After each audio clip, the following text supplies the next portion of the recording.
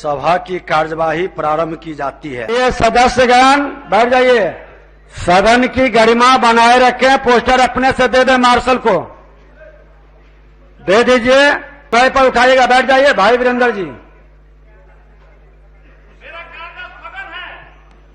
माननीय मंत्री शिक्षा विभाग, माननीय मंत्री जी, उत्तर संलग्न है, आप पूरक पूछिए।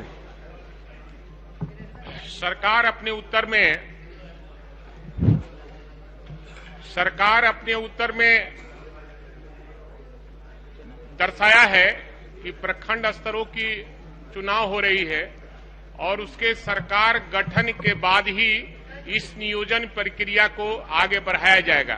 तो मैं आपके माध्यम से पूछना चाहता हूं सरकार से कि प्रखंड नियोजन इकाइयों में पंचायत समिति का गठन 14 दिसंबर 2021 के बाद पूर्ण हो जाएगा, तो सरकार समय सीमा निर्धारित करे, बतावे कि कब करेगी। महोदय, हमने तो स्पष्ट कहा है और हम आसन के माध्यम से सदन को यह भी बताना चाहते हैं कि सरकार ने तो इस विषय में इतनी पारदर्शिता से काम किया है कि नियोजन के चलते क्रम में भी शिक्षा विभाग और सरकार की मंशा थी कि हम नियुक्ति प्रक्रिया को जारी रखें। इसलिए हमने चुनाव आयोग से इजाजत भी मांगी थी, क्योंकि हमने कहा था कि जो आवेदन ऑनलाइन आने हैं उनका जो मेरिट लिस्ट बनना है वो सारी प्रक्रिया पूरी कर ली गई है। इससे अगर बीच में भी होता है तो सरकार या विभाग इसको पूरी प्रक्रिया को पूर्ण करा सकती है। लेकिन अध्यक्ष महोदय, चूंकि नियोजन प्राधिकार ही वही लोग होते हैं जिनका चुनाव हो रहा है, तो इसलिए चुनाव आयोग ने कहा कि ये करना उचित नहीं होगा। और निश्चित रूप से जैसा माननीय सदस्य ने कहा है कि हम लोगों ने तो एक टेंटेटिव डेट भी उस हिसाब से जारी कर दिया है और हम सदन को आश्वस्त करना चाहते हैं कि जैसे ही चुनाव की प्रक्रिया पूरी होगी, प्रखंड स्तर के जो प्रमुख या जिला स्तर पर जो जिला परिषद के अध्यक्ष होते हैं उनके निर्वाचन की प्रक्रिया पूरी हो जाएगी। जो जिस स्तर के नियोजन की कार्रवाई है हम उसको तत्काल पूरी करेंगे। नहीं, समय सीमा निर्धारित करें कि अगर हो जाता है 10 दिन के अंदर में, तो आप कितने दिनों के अंदर में उसको ये करेंगे। चलिए, अब स्पष्ट तो बता ही दिए। श्री समीर कुमार महासेठ, चलिए स्पष्ट बता दिए कि चुनाव के बाद शुरू होगा।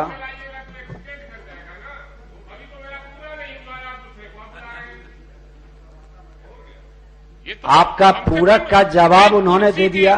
कुर्सी आप बैठे हुए, हम सबकी आप कस्टोडियन हैं, आप सबको ख्याल रखना होगा। बैठ जाइए, अब बैठ जाइए, आसन कर आप बैठ जाइए। चलिए, समीर कुमार महासेठ। कि जिस तरह से विज्ञापन में शारीरिक शिक्षा स्वास्थ्य अनुदेशक के पद पर नियोजन के लिए योग्यता परीक्षा 2019 में अनुसूचित जाति, अनुसूचित जनजाति, महिला एवं दिव्यांगों को उत्तीर्ण हेतु न्यूनतम निर्धारित अंक में 5% की छूट दी गई है, लेकिन इससे वंचित रखा गया है। पिछड़ा और अति पिछड़ा लोगों को इससे वंचित रखा गया है। इसलिए मैं क्या उचित है सरकार को, क्या ये पिछड़ा और अति पिछड़ा को 5 अंक का छूट देना चाहती है सरकार?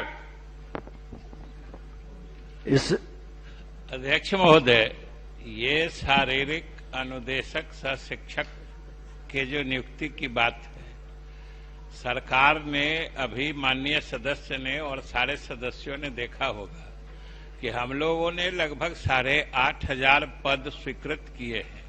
और जैसा कि हमने कहा कि जैसे ही चुनाव की प्रक्रिया समाप्त होगी 1 महीने के अंदर पद विज्ञापित करके, और दूसरी बात माननीय सदस्य को और सदन को महोदय हम आश्वस्त करना चाहते हैं कि आरक्षण के जो नियम हैं वो नियुक्ति प्राधिकार जो है उनको लागू करना है और सरकार उसकी सख्त मॉनिटरिंग करती है।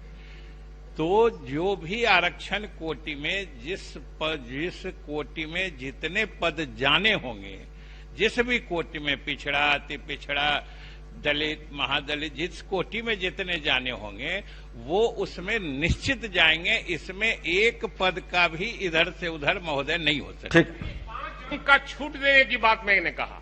आपका एक माननीय सदस्यगण ये प्रश्न से जुड़ा हुआ विषय नहीं है, फिर भी माननीय मंत्री जी ने जवाब दिया है।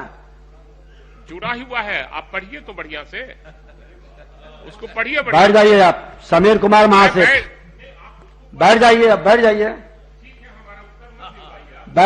समीर कुमार महासेठ,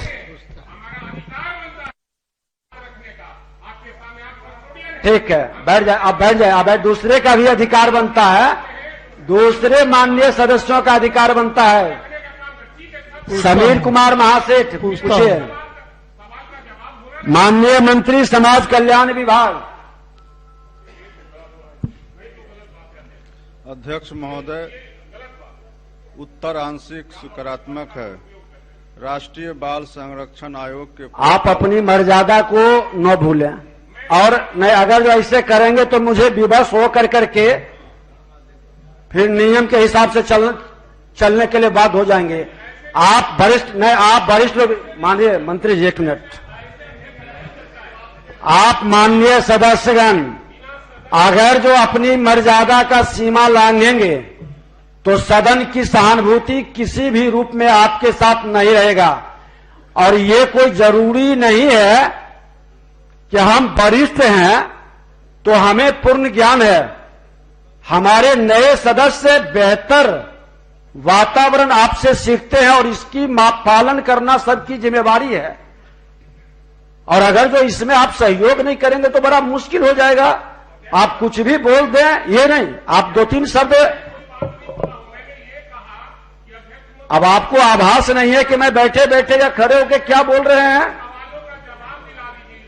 सब आपका प्रश्न का 2 पूरक आपका जवाब, अब बैठ जाइए। आप उस प्रश्न की जवाब उन्होंने दिया, वो सारे विषय है प्रश्न के लिए। तो मैं देखिए एक एक सवाल पर 12-12 पूरक का हम अवसर दे रहे हैं।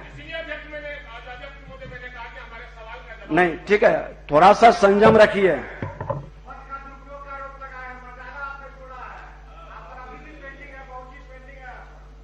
नहीं, ये शब्द आप ये एक बार और आपको चेतावनी दिए हैं, ये दूसरी बार है, तीसरी बार स्थिति उत्पन्न न हो। और मूल प्रश्न तो नियोजन प्रक्रिया प्राप्त किए देखिए, मूल प्रश्न नियोजन प्रक्रिया प्राप्त किए जाने से संबंध में था। फिर भी आपने पूछा, माननीय मंत्री जी ने जवाब दिया, सकारात्मक रूप से सदन चल रहा है। कई माननीय सदस्यों को आज देखिए कितनी खुशी की बात है। अब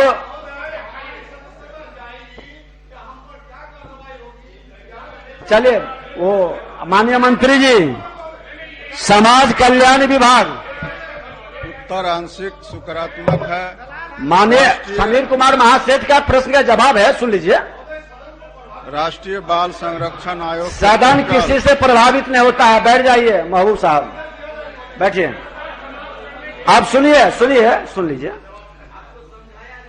उत्तर आंशिक सकारात्मक है। राष्ट्रीय बाल संरक्षण आयोग के पोर्टल बाल स्वराज पर अप्रैल 2020 से 5/6/2021 तक कुल 308 ऐसे बच्चों का डाटा दर्ज किया गया है जिनके माता अथवा पिता किसी एक की मृत्यु या माता पिता दोनों की मृत्यु कोविड-19 के कारण हुई है, जिसमें से 54 बच्चे माता पिता दोनों को ही खोकर अनाथ हो गए हैं। उत्तर अस्वीकारात्मक है। वस्तुस्थिति यह है कि राज्य में कोरोना महामारी के कारण अनाथ एवं बेसहारा जन्म से 18 वर्ष के बच्चे जिनके माता पिता दोनों की मृत्यु, जिनमें कम से कम किसी एक की मृत्यु कोरोना से हो गई हो, को 18 वर्ष की आयु तक पालन पोषण आवासन एवं शिक्षा के लिए अनुदान के माध्यम से आप शांति से बैठिए, आप सदन को शांति से गंभीरता से लीजिए। दे है आपकी हल्की बातों से सदन हल्का न हो, ये ध्यान रखिए। किए गए हैं सभी योग्य लाभुकों को माह अक्टूबर 2021 तक भुगतान किया जा चुका है। इस योजना का लाभ लेने हेतु कोई भी पात्र लाभुक के पालक परिवार का मुख्य व्यक्ति या गैर सरकारी संस्थान या विधिक अभिभावक विहित पत्र में अपना आवेदन भरकर आवश्यक कागजातों के साथ संबंधित क्षेत्र के आंगनबाड़ी सेविका को उपलब्ध करा सकते हैं। माननीय सदस्य। अध्यक्ष महोदय, चूंकि सरकार के उत्तर से हम संतुष्ट नहीं हैं, लेकिन सरकार के इस उत्तर का हम चुनौती देते हैं, साथ पूरक प्रश्न पूछना चाहेंगे। महोदय, 54 बच्चों के प्रति माह बाल सहायता देने की जो जानकारी दे रहे हैं, ऐसा कुछ भी नहीं हो रहा है। बाल सहायता दी जा रही है तो सरकार उन बच्चों का नाम पता सदन को बतावे। दूसरा, अगर आप कहें तो हम पढ़ देते हैं, चूंकि वातावरण। दूसरा महोदय, सरकार ने 308 बच्चों का डाटा बताया। यदि सरकार ही की बात को सच मान लें तो 54 बच्चों को अभी तक अनुदान देने का क्या उचित है? जब सरकार कह रही है तो केवल 54 बच्चों को ही दिया गया, तथा शेष 254 बच्चे किस हाल में हैं, कहाँ हैं, इसकी जानकारी अगर है तो सदन को बतावें। ठीक, माननीय मंत्री जी। एक और पूरक है सर। तीसरा महोदय, सरकार का जो डाटा 5 जून 21 तक का ही है, जो मंत्री जी ने बताया, इसके बाद भी बच्चे कोविड से कुछ अनाथ हुए हैं। क्या सरकार राज्य में एक व्यापक सर्वे कराकर बच्चों को चिन्हित कर अनुदान देने पर विचार रखती है? माननीय मंत्री जी। अध्यक्ष महोदय, मैं इनका माननीय सदस्य जी का चुनौती को स्वीकार करता हूं। 54 बच्चे जो अनाथ हुए हैं उनको हम लोगों ने राशि अक्टूबर माह तक का उपलब्ध करा दिया है, और शेष अगर 308 में से इनको इस बात की जानकारी है, इसमें या तो किसी की माता का मृत्यु या किसी के पिता की मृत्यु है, दोनों की मृत्यु पर उसमें से एक की मृत्यु कोविड से हुई होगी, तो हम लोग उनको अनाथ के श्रेणी में मानेंगे, और उनको जो हम लोग बाल सहायता योजना के अंतर्गत जो 1,500 रुपया का प्रति माह देना है 0 से 18 वर्ष की आयु तक, वो हम लोग देंगे। 54 ऐसे बच्चे मिले हैं। इसके अलावा भी अगर सदन में से किन्हीं को भी इस बच्चे की जानकारी मिलेगी तो हम लोग जरूर उनको इस योजना का लाभ देंगे। और 308 जो सूची में दर्ज है उसमें से या तो किसी की माता की मृत्यु हुई है या पिता की, दोनों की मृत्यु नहीं हुई है, इसलिए हम लोग उनको अनाथ के श्रेणी में नहीं पाते हैं। ठीक। श्री अली अशरफ सिद्दीकी। सरकार को धन्यवाद देता हूं कि सरकार ने बीएड सीरीज की सुविधा को राज्य में लागू कर दी है। मैं केवल एक बात कहना चाहता हूं, सरकार इसकी व्यवस्था भी सुनिश्चित करे कि बीएड सीरीज की सभी जिलों के सभी को सहायता मिले। चलिए, ठीक, धन्यवाद। श्री ललित कुमार यादव। माननीय मंत्री जी का जवाब है, उत्तर संलग्न है। हाँ, वही उत्तर जो माननीय मंत्री जी का उत्तर है। महोदय, हम लोग ये जानना चाहते हैं और सरकार से पूछना चाहते हैं कि ये सरकार के संज्ञान में है पहले से कि विश्वविद्यालय में गड़बड़ी हो रही है, तो अभी 29/11 को ये महालेखाकार को अनुरोध किए हैं ऑडिट कराने का, और राज्यपाल सचिवालय को अनुरोध किए हैं इसकी आवश्यक जांच का। महोदय, ये आज से नहीं, बहुत लंबे समय से ये घोटाला का काम यूनिवर्सिटी में चल रहा है। सरकार अपने उत्तर में भी स्वीकार किया है। तो जिस तरह से मगध विश्वविद्यालय में ये एसआईटी से जांच कराए हैं, उसी तरह से बिहार के पूरे विश्वविद्यालय में सदन की कमेटी से या विशेष एसआईटी की कमेटी की गठन करके ये जांच कराना चाहते हैं कि नहीं? माननीय मंत्री जी। महोदय, एक तो माननीय सदस्य ने जो कहा कि सरकार ने घोटाला स्वीकार किया है, ऐसा तो मेरे उत्तर में कहीं नहीं है। हमने तो ये कहा है, चूंकि आपने प्रश्न ही पूछा है एक अखबार मीडिया रिपोर्टिंग के आधार पर, तो हमने ये कहा है कि मीडिया जो रिपोर्ट आई है, जिन चीजों का उसमें जिक्र है, उसको सरकार ने दोनों जगह से पूरी पारदर्शिता से चूंकि विश्वविद्यालयों के मामलों में कुलाधिपति ही उसके नियंत्रक होते हैं, इसलिए हमने उनको भी कहा है जांच कराने के लिए। और इन सब से अलग जो बात आप कह रहे थे कि अगर पहले की भी बात होगी तो हम लोगों ने सीएजी को, महालेखाकार कार्यालय को भी अलग से लिखा है। हमारे अपर मुख्य सचिव शिक्षा विभाग ने लिखा है कि आप पूरे पिछले दिनों के भी जो सरकार के द्वारा ग्रांट दिए गए हैं, चाहे लाइब्रेरी के मामले में हो या दूसरे मामले में हो, सारे लेखा की पूरी गहराई से जांच करके रिपोर्ट दीजिए। और महोदय, सरकार आसन के माध्यम से सदन को आश्वस्त करना चाहती है कि जांच में जो भी दोषी पाए जाएंगे उनके विरुद्ध नियमानुसार कार्रवाई की जाएगी। श्री अजित क्या उत्तर हुआ थे? क्या ये उत्तर दे रहे हैं? हम कह रहे हैं कि सदन की कमेटी से या एसआईटी कमेटी से, आप कोई विशेष कमेटी से जांच कराना चाहते हैं कि नहीं? एजी ऑडिट की बात करनी तो सतत प्रक्रिया है महोदय, इसमें इनका क्या योगदान है? एजी का तो काम ही ऑडिट करना। ऑडिट हुआ है, एक बार नहीं अनेक बार हुआ है, अनियमितता भी आई है। हम कह रहे हैं कि सदन की विश्वविद्यालय में जो गड़बड़ी हुई है आपने भी स्वीकार किया है, तो आप इसकी जांच सदन की कमेटी से कराना चाहते हैं पूरे विश्वविद्यालय का या नहीं? आपने मगध विश्वविद्यालय का, एक यूनिवर्सिटी का जांच कराया, क्यों कराया? आप पूरे विश्वविद्यालय का जांच कराना चाहते हैं या नहीं? एक प्रश्न है महोदय, ये एजी का ऑडिट बताते हैं, एजी का तो सतत प्रक्रिया ऑडिट कराना, एजी का तो ऑडिट होता रहता है। ये क्या आप अपनी वाहवाही सरकार का जवाब दे रहे हैं? नहीं महोदय, ये सरकार जांच कराना चाहती है या नहीं? माननीय मंत्री जी, सदन की कमेटी से या विशेष कमेटी? आप बैठ जाइए। महोदय, हमने तो न कभी किसी योगदान की चर्चा की, न कभी वाहवाही मांगा। हमने तो मांगा नहीं वाहवाही। हमने तो अपना, सरकार ने अपना दायित्व निभाया है कि अगर मीडिया ने किसी गड़बड़ी घपले के समाचार प्रकाशित किया है तो हमने दो जगह से उसकी जांच कराने का फैसला लिया है। और हम पूरे जिम्मेदारी से आश्वस्त करना चाहते हैं कि जांच में जो भी दोषी पाए जाएंगे कार्रवाई की जाए। अगर जांच संतोषजनक नहीं होगा फिर आगे की कार्रवाई होगी। तो स्वीकार, वो तो कह ही रहे कि जांच कराएंगे। विशेष कमेटी से जांच कराना चाहते, कहां बता रहे हैं? ये तो बता रहे हैं कि एजी ऑडिट करेगा। तो एजी ऑडिट को हम लोग अनुरोध किए, तो एजी ऑडिट का तो सतत प्रक्रिया है। नहीं, इन्होंने कहा कि जांच कराएंगे। चलिए, किससे जांच कराएंगे? किससे जांच कराएंगे महोदय? ये प्रश्न का इस तरह से जवाब हम लोग सदन में सरकार का, माननीय ये गड़बड़ी होगी या सरकार जांच नहीं कराएगी? ये जनता का पैसा कोई ये इस तरह से बर्बाद। महोदय, हम समझते हैं पूरा सदन इस बात से अवगत है कि जो भारत सरकार का महालेखाकार, महानियंत्रक परीक्षक का कार्यालय है, वो जब जांच करता है तो उसी ने इस देश में एक से एक बड़े घोटाले का पर्दाफाश किया है। हमने उस संस्था से इस मामले की जांच कराने का फैसला लिया। चलिए, ठीक। इससे ज्यादा पारदर्शिता क्या हो सकती है?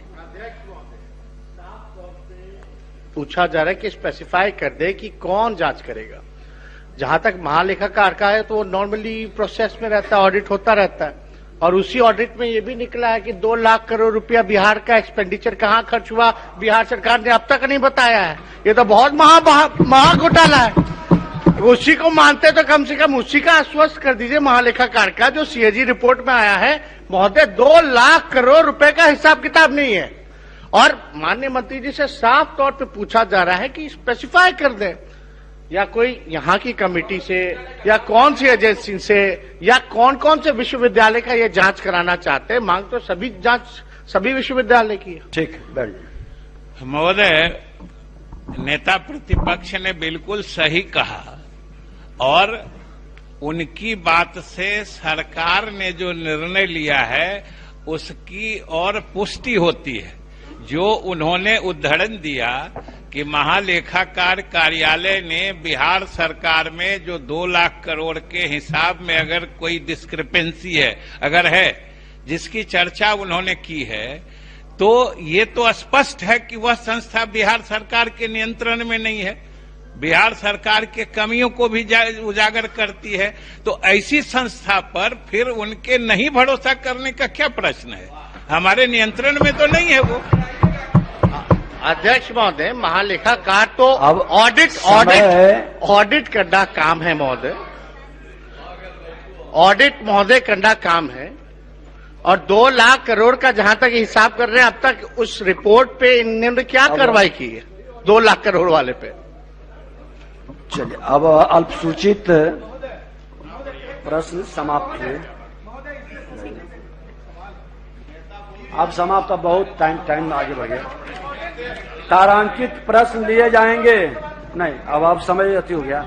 श्री मनोहर प्रसाद सिंह,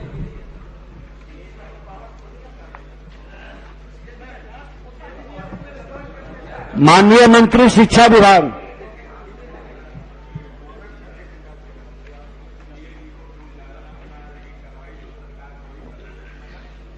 उत्तर तो महोदय दिया ही हुआ है।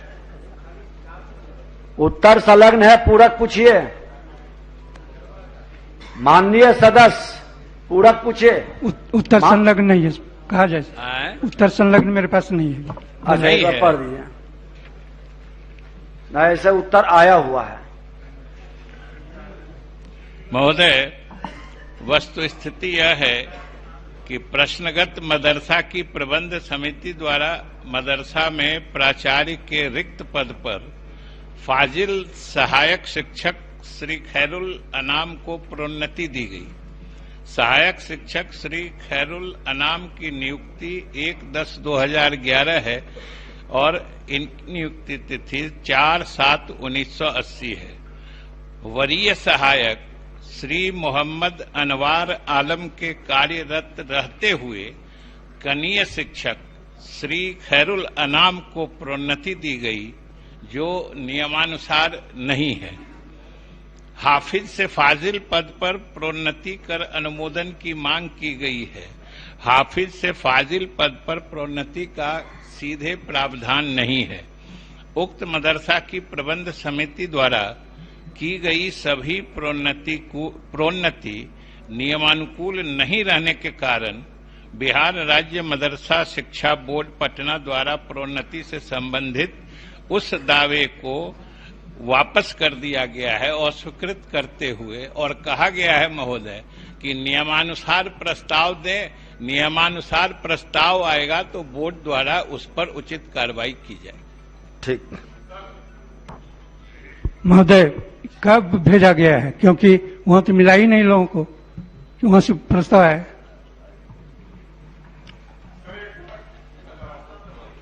महोदय, ये करीब 10 दिन पहले भेजा गया। माननीय सदस्य है 10 दिन पहले क्यों भेजा गया?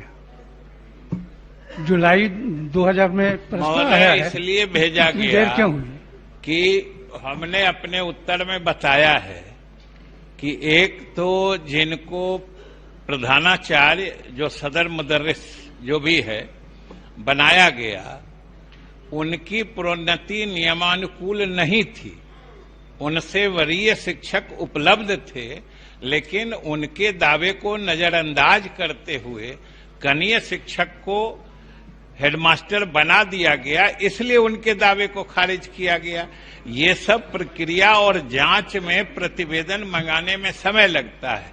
और दूसरी बात कि सीधे हाफिज से फाजिल में प्रोन्नति दी गई दूसरे शिक्षक को, जबकि बीच में मौलवी और दूसरे पद भी सोपान है, सीढ़ी है, उससे होते हुए ही वहां जा सकते हैं, इसलिए नहीं मांगा गया। और इन सब चीजों की गहराई से जांच में वक्त लगता है। था कि श्री नैयर आजम को हाफिज से फाजिल के ओहदे पर प्रोन्नति देने का प्रस्ताव वहां की मैनेजिंग कमेटी ने भेजा है।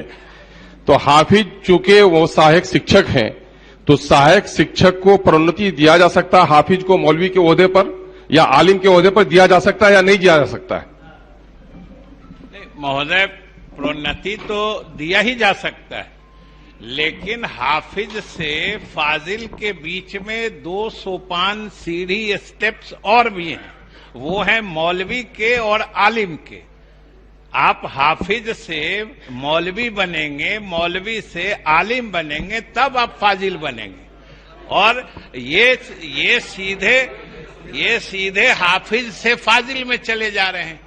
से अब हो गया, इतना स्पष्ट जवाब आया है। नहीं सर, एक पूरक सर, सवाल ये पैदा होता है कि हाफिज से अगर फाजिल पर प्रोन्नति दी जा रही है तो उसके एक्सपीरियंस की वजह से नहीं, जो मौलवी है उसने अपनी डिग्री नहीं बढ़ाई सर, जो आलिम है आलिम। सर एक मिनट सर, पूरे राज्य की समस्या है सर, पूरे राज्य की समस्या है सर। मैं कह रहा हूं कि हाफिज को जो परमिशन होता है तो वो उनके कार्यकाल की वजह से नहीं, उनकी डिग्री की वजह से।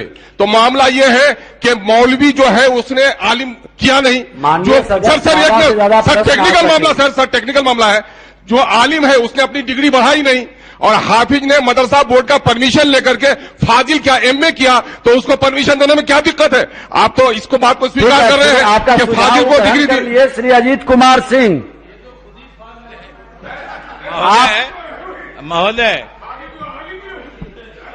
महोदय अख्तरुल ईमान जी, अभी तो हमने सिर्फ नियम का हवाला दिया था। बाकी अगर आप इतनी बात कह रहे हैं तो आप सारी सूचना दीजिएगा, अलग से भी हम गुंजाइश देखेंगे, तो सीधे बात न करनी चाहिए। श्री अजीत, अब बैठ जाइए, माननीय सदस्य बैठ जाएं, दूसरे की भी चिंता करें। माननीय सदस्यगण, यह बताते हुए खुशी हो रही है कि आज भी 100% प्रश्नों का जवाब आया है, 100%।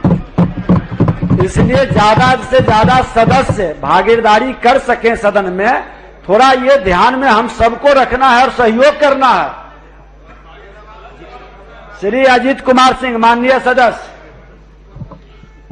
हेलो पूरक पूछिए, उत्तर। हाँ, पूरक ही पूछ रहा हूं महोदय। मेरे सवाल का जो जवाब आया है उसमें लिखा हुआ है कि नया निबंधन कार्यालय खोले जाने हेतु निर्धारित मापदंड के समीक्षोपरांत डुमरांव अनुमंडल में नया निबंधन कार्यालय खोले जाने का निर्णय लिया जाएगा।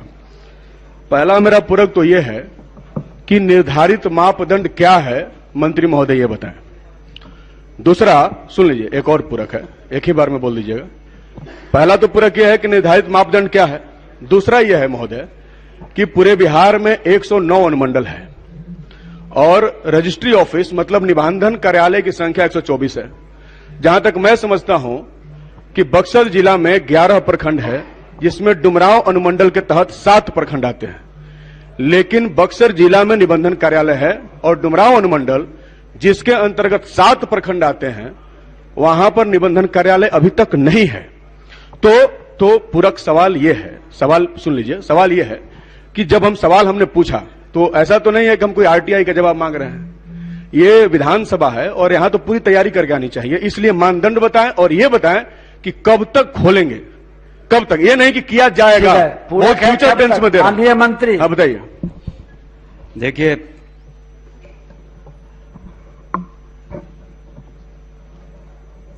इसमें 3 मापदंड होते हैं। पहला कि राजस्व संग्रह कम से कम वहां पर उस जगह पर 8,000 करोड़ का होना चाहिए। दूसरा कि वहां पर कम से कम नहीं, उसमें 8,000 दस्तावेजों की संख्या होनी चाहिए। दूसरा कि राजस्व संग्रह कम से कम 4 करोड़ होने चाहिए। और तीसरा कि अनुमंडल जो मुख्यालय है वहां से दूरी 15 किलोमीटर की होनी चाहिए। तो आपने जो अपना प्रश्न किया और जो सुझाव दिया है उसमें करीब करीब तीनों आहर्ताओं को ये जगह पूरा करती है। तो इसलिए हमने कहा है कि चूंकि अभी विभाग का सारा जो एनर्जी है और हम लोग प्रयास कर रहे हैं राजस्व संग्रह में, क्योंकि राजस्व संग्रह की कमी है जिससे सरकारें चलती हैं, तो इस पर हम जरूर सहानुभूति पूर्वक से विचार करेंगे। लेकिन पिछले 1 साल में कोविड की वजह से हम लोगों ने कहीं भी इस तरह का निर्णय ले लिया है कि नए हम लोग ऑफिसेस खोलेंगे, लेकिन आहर्ता पूरी की जा रही है और हम जरूर सहानुभूति पूर्वक अगले वित्तीय वर्ष पर इस पर विचार करेंगे। इस तरह के और भी प्रस्ताव माननीय सदस्यों से हमें मिले हैं जिस पर हम आवश्यकता अनुसार कार्रवाई। चलिए, सकारात्मक जवाब है माननीय सदस्य, तो आपका जवाब दे। महोदय एक पूरक है मेरा, महोदय एक पूरक है, पूरक ही है। अब इसके बाद क्या है महोदय, सुन लीजिए, कर रहे हैं कि महोदय सुन लिया जाए, महोदय सुन लिया। बोलिए। हाँ, पूरक ये है कि अगर डुमरांव अनुमंडल इनके तीनों अहर्ताओं को पूरा करता है, संग्रह में कोई कमी नहीं है, इसलिए कि 11 प्रखंड जो बक्सर जिला में, महोदय सुन लिया जाए, उसमें 7 प्रखंड डुमरांव अनुमंडल का सकारात्मक जवाब दिया। नहीं, सकारात्मक नहीं है। अगर बढ़ जाइए, उसका जरूरत नहीं है। छोटे लाल राय पूछता हूं, बैठ जाइए, बोले छोटे लाल राय जी। माननीय मंत्री शिक्षा विभाग, जवाब सकारात्मक आ गया प्रश्न का, उसके बाद कोई पूरक नहीं है। बैठिए। महोदय, वस्तु स्थिति यह है कि उच्च विद्यालय खानपुर में 9 कमरे हैं, जिसमें 3 पक्का एवं 6 हमें सभी सदस्यों के माननीय, हाँ, इस विद्यालय में खपरेल भवन कमरे की न बैठ जाइए, मरम्मती बैठ जाइए। इसे विद्यालय विकास कोष की राशि से मरम्मती हेतु जिला शिक्षा पदाधिकारी को निर्देश दिया गया है और विद्यालय के 4 दीवारी निर्माण हेतु मनरेगा से कराने का जिला पदाधिकारी सारण को कहा गया है। दूसरे रहमत बालिका उच्च विद्यालय मस्तीचक में कुल 9 कमरे हैं, जिसमें से दो कमरे में मरम्मती की आवश्यकता है। 5 कमरे में पठन पाठन संचालित है, 1 कमरा कार्यालय तथा 1 कमरा स्टोर रूम के रूप में उपयोग में आ रहा है। 2 जर्जर कमरों की मरम्मती हेतु विद्यालय विकास कोष से कराने का निर्देश जिला शिक्षा पदाधिकारी सारण को दिया गया है। माननीय सदस्य। अध्यक्ष महोदय, जितने भी जगह हाई स्कूल हैं, सबका स्थिति बहुत जर्जर है। हम आग्रह करेंगे कि मरम्मती का कार्य नहीं, वहां नया भवन बनाने का व्यवस्था किया जाए। आग्रह हमारे माननीय मंत्री जी से है कि उसमें जो भी 2 विद्यालय का हम प्रस्ताव 2 का, इसके पहले भी 2-3 विद्यालय का हम लोग दिए थे, हाई स्कूल को पहले प्राथमिकता देके सभी में भवन निर्माण कराने की कृपा की जाए। ठीक, माननीय मंत्री जी ग्रहण कर लीजिए। माननीय सदस्य का सुझाव अच्छा है, हम लोग इस पर जरूर विचार। ठीक है। श्री कुमार कृष्ण मोहन उप सुदय यादव, माननीय मंत्री शिक्षा विभाग।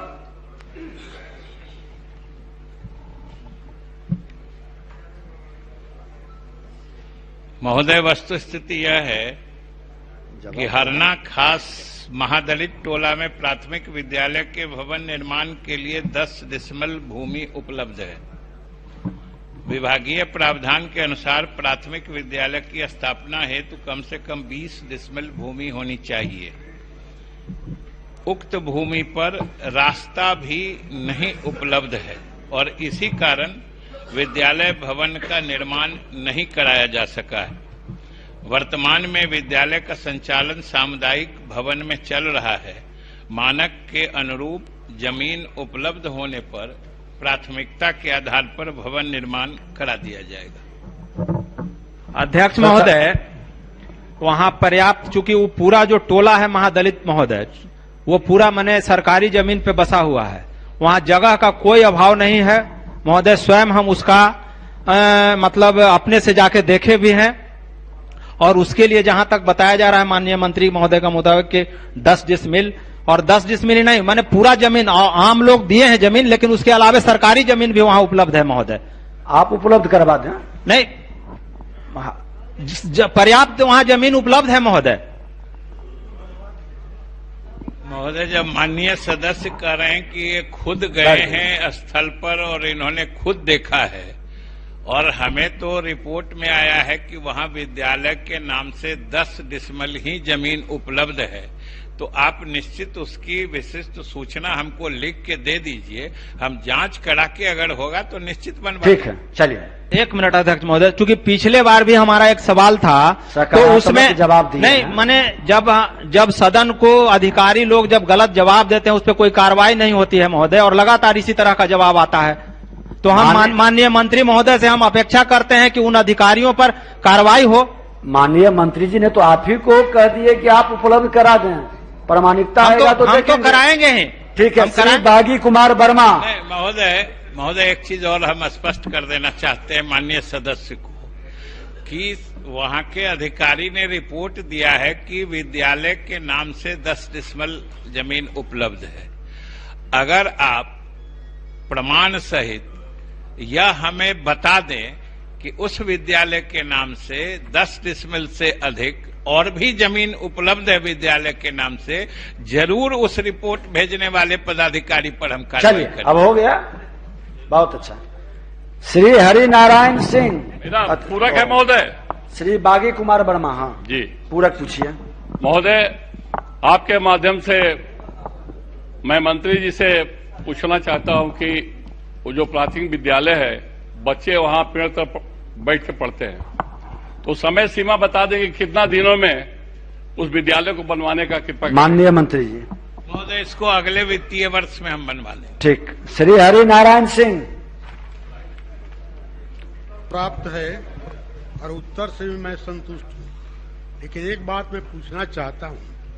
उन दोनों विद्यालय में 10 वर्ष पूर्वी से भवन बना हुआ था। आखिर प्रश्न करने पर ही उत्तर मिला पॉजिटिव, तो 10 वर्ष से सरकार क्या कर रही थी?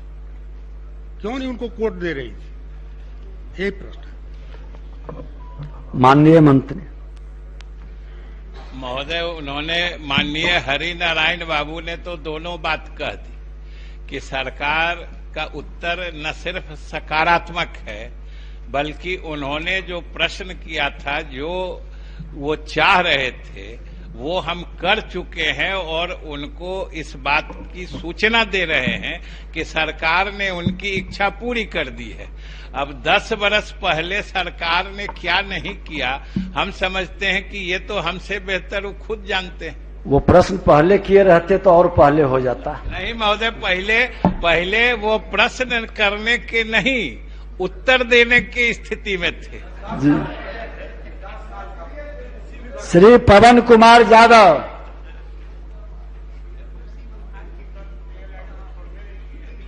माननीय मंत्री कला संस्कृति एवं युवा विभाग। अध्यक्ष महोदय, उत्तर आंशिक रूप से स्वीकारात्मक है। खंड 2 उत्तर स्वीकारात्मक है। वस्तु स्थिति यह है कि भागलपुर जिला अंतर्गत सनौला प्रखंड में स्टेडियम निर्माण की स्वीकृति हेतु जिला पदाधिकारी भागलपुर से प्रस्ताव की मांग विभागीय पत्रांक 1579 दिनांक 25/11/21 द्वारा की गई है। प्रस्ताव प्राप्त होते ही विभागीय मानक के अनुरूप निर्विवाद सरकारी भूमि उपलब्ध होने पर स्टेडियम निर्माण की स्वीकृति पर विचार किया जाएगा।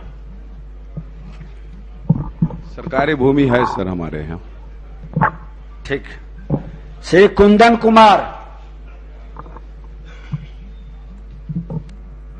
तो माननीय मंत्री शिक्षा विभाग।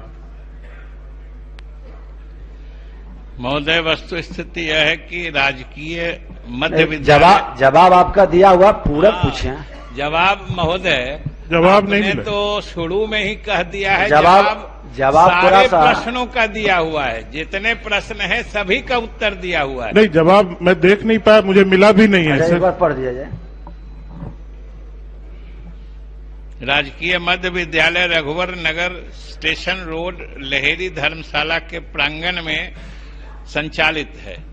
खंड 2 उक्त विद्यालय में 2 वर्ग कक्ष और 10 शिक्षक और 235 छात्र छात्राएं हैं। मध्य विद्यालय वार्ड नंबर 3 में मात्र 6 वर्ग कक्ष है। यहाँ कुल 520 छात्र छात्राएं नामांकित हैं एवं कुल 16 शिक्षक पदस्थापित हैं। उक्त विद्यालयों में वर्ग कक्ष के अभाव के कारण वहां शिफ्ट करना उचित नहीं होगा।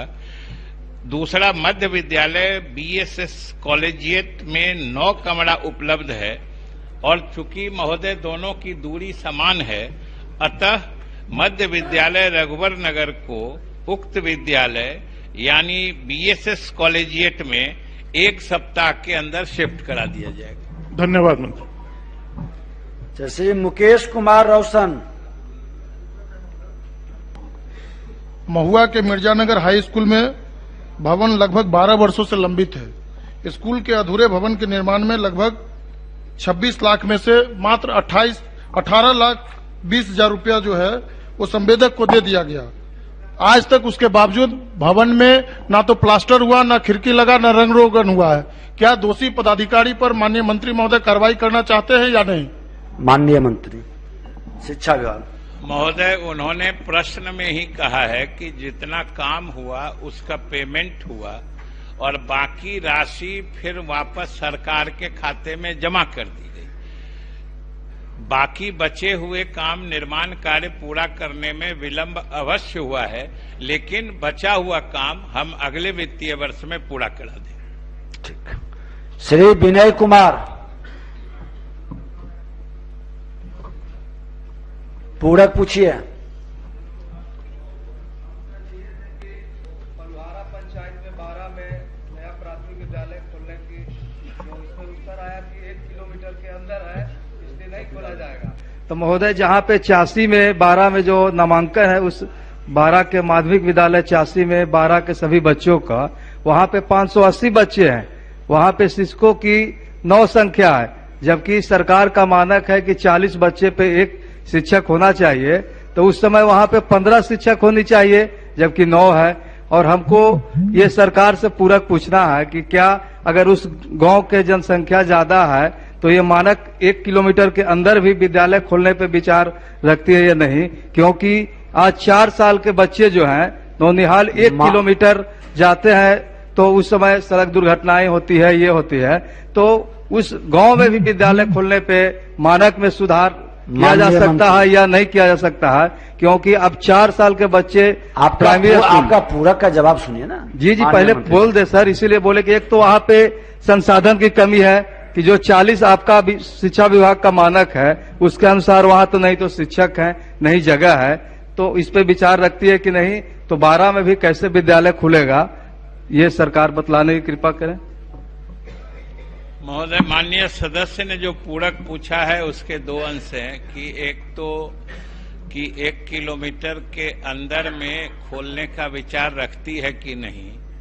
तो अभी 1 किलोमीटर के अंदर खोलने का विचार नहीं है, इसलिए कि अभी जो शिक्षा के अधिकार कानून के तहत भी जो पूरे देश में जो नीति लागू है और बिहार में भी हम लोग अभी लक्ष्य रखा है कि 5 किलोमीटर पर उच्च विद्यालय, 3 किलोमीटर पर मध्य विद्यालय और 1 किलोमीटर पर प्राथमिक विद्यालय अगर नहीं है तो हम लोग नया खोलते हैं। और जहां तक जो ये 12 में खोलना चाह रहे थे और हमने कहा कि वहां के बच्चे 84 में नामांकित हैं जो 1 किलोमीटर से कम की दूरी पर है, और जो माननीय सदस्य कह रहे हैं कि अगर वहां छात्र छात्राओं की संख्या अधिक है और मानक के हिसाब से वहां और अधिक शिक्षकों की नियुक्ति या प्रतिनियुक्ति होनी चाहिए, तो वो अभी पंचायत चुनाव खत्म होता है, हम लोग 1,00,000-1.25 शिक्षक बहाल कर रहे हैं, उसमें उस हिसाब से हम लोग आगे की कार्रवाई कर देंगे। ठीक।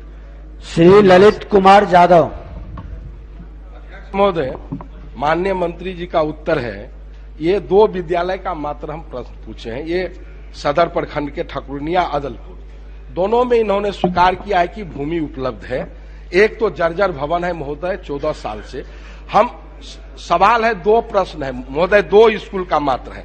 हम माननीय मंत्री जी को अपने ही क्षेत्र में 100 विद्यालय का नाम गिनाते हैं जो अति पिछड़ा और दलित के बस्ती में है, और 15 साल से महोदय इन्होंने भवन नहीं बनाया है, और जहां भवन बना हुआ है जर्जर है, और वो दोनों विद्यालय को बोलते हैं कि हम दूसरे जगह से टैग कर दिए हैं।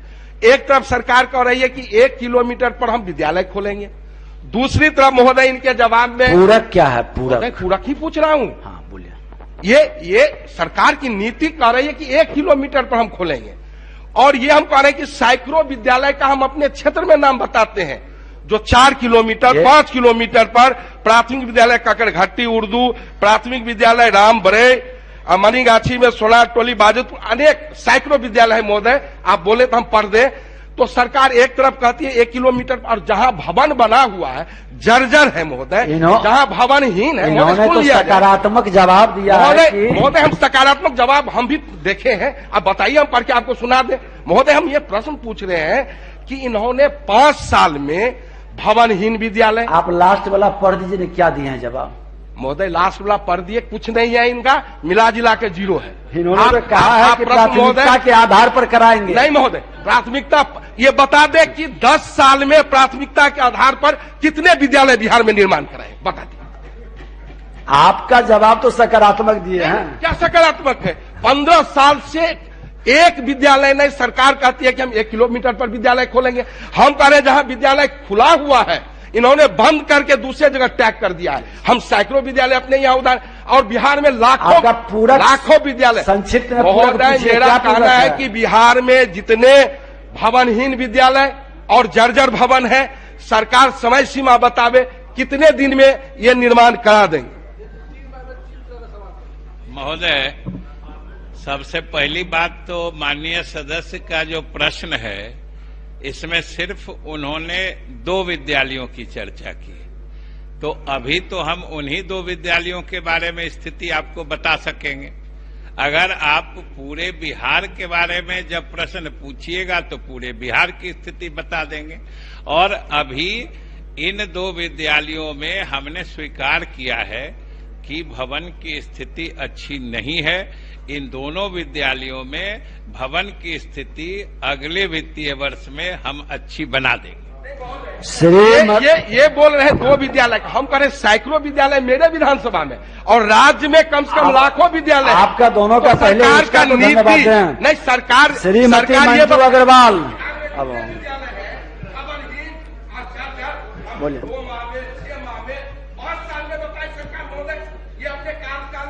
श्रीमती मंजू अग्रवाल जी, माननीय मंत्री शिक्षा विभाग, मैं पूरक पूछना चाहती हूँ कि भवन निर्माण बिल्कुल जर्जर स्थिति में है, हमें वो भवन निर्माण कब कराया जाएगा, समय अवधि बता दें।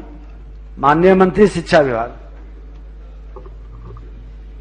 महोदय मुझे बताते हुए प्रसन्नता है कि माननीय सदस्य ने जो प्रश्न किया है, उक्त विद्यालय में 8 वर्ग कक्ष का निर्माण स्वीकृत है, जिसके अनुमोदन की प्रक्रिया चल रही है। पूरी होते ही अगले वित्तीय वर्ष में ये काम पूरा करा दिया जाए। चलिए, श्री सत्यदेव राम, पूछना नहीं है, पूरक पूछिए। नहीं आया है उत्तर में। नहीं, उत्तर पहले से दिया हुआ है, मेरे पास नहीं आया है। हम इसीलिए कहें कि सभी माननीय सदस्य अपने पीए को थोड़ा प्रशिक्षित करें, और जरूरत पड़ेगा तो मैं प्रशिक्षण भी दिलाऊंगा। प्रशिक्षित है और सर्च किया है, अभी मेरे सवाल का जवाब नहीं गया है। पढ़ दिया जाए।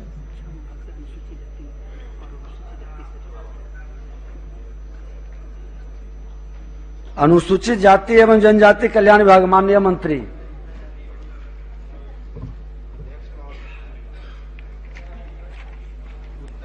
आज आंशिक स्वीकारात्मक है।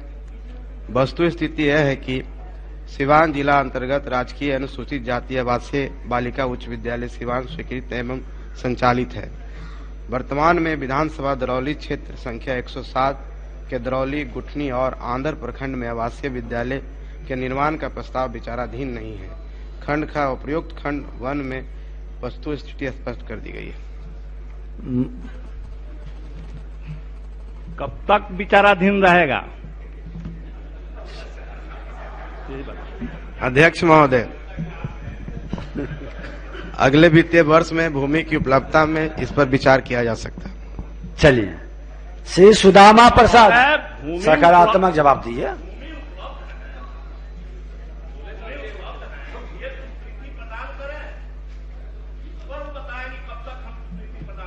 बता ही तो दिया, अगले वित्तीय वर्ष में। उपलब्धता के आधार पर बोले हैं, कब उपलब्ध होगी? आप जब क्या सीमा है? आप जब करा देंगे इनको, वो सीमा बताएं, हम उसमें उनको मदद करेंगे। हाँ, तो माननीय मंत्री जी देख लीजिएगा। श्री सुदामा प्रसाद आने दीजिए, समय पूछता हूँ। पूरक पूछिए। ये अब सुदामा जी का प्रश्न भी सुन लीजिए। आप नहीं चाहते हो सुदामा जी के प्रश्न का जवाब सुने? चलिए,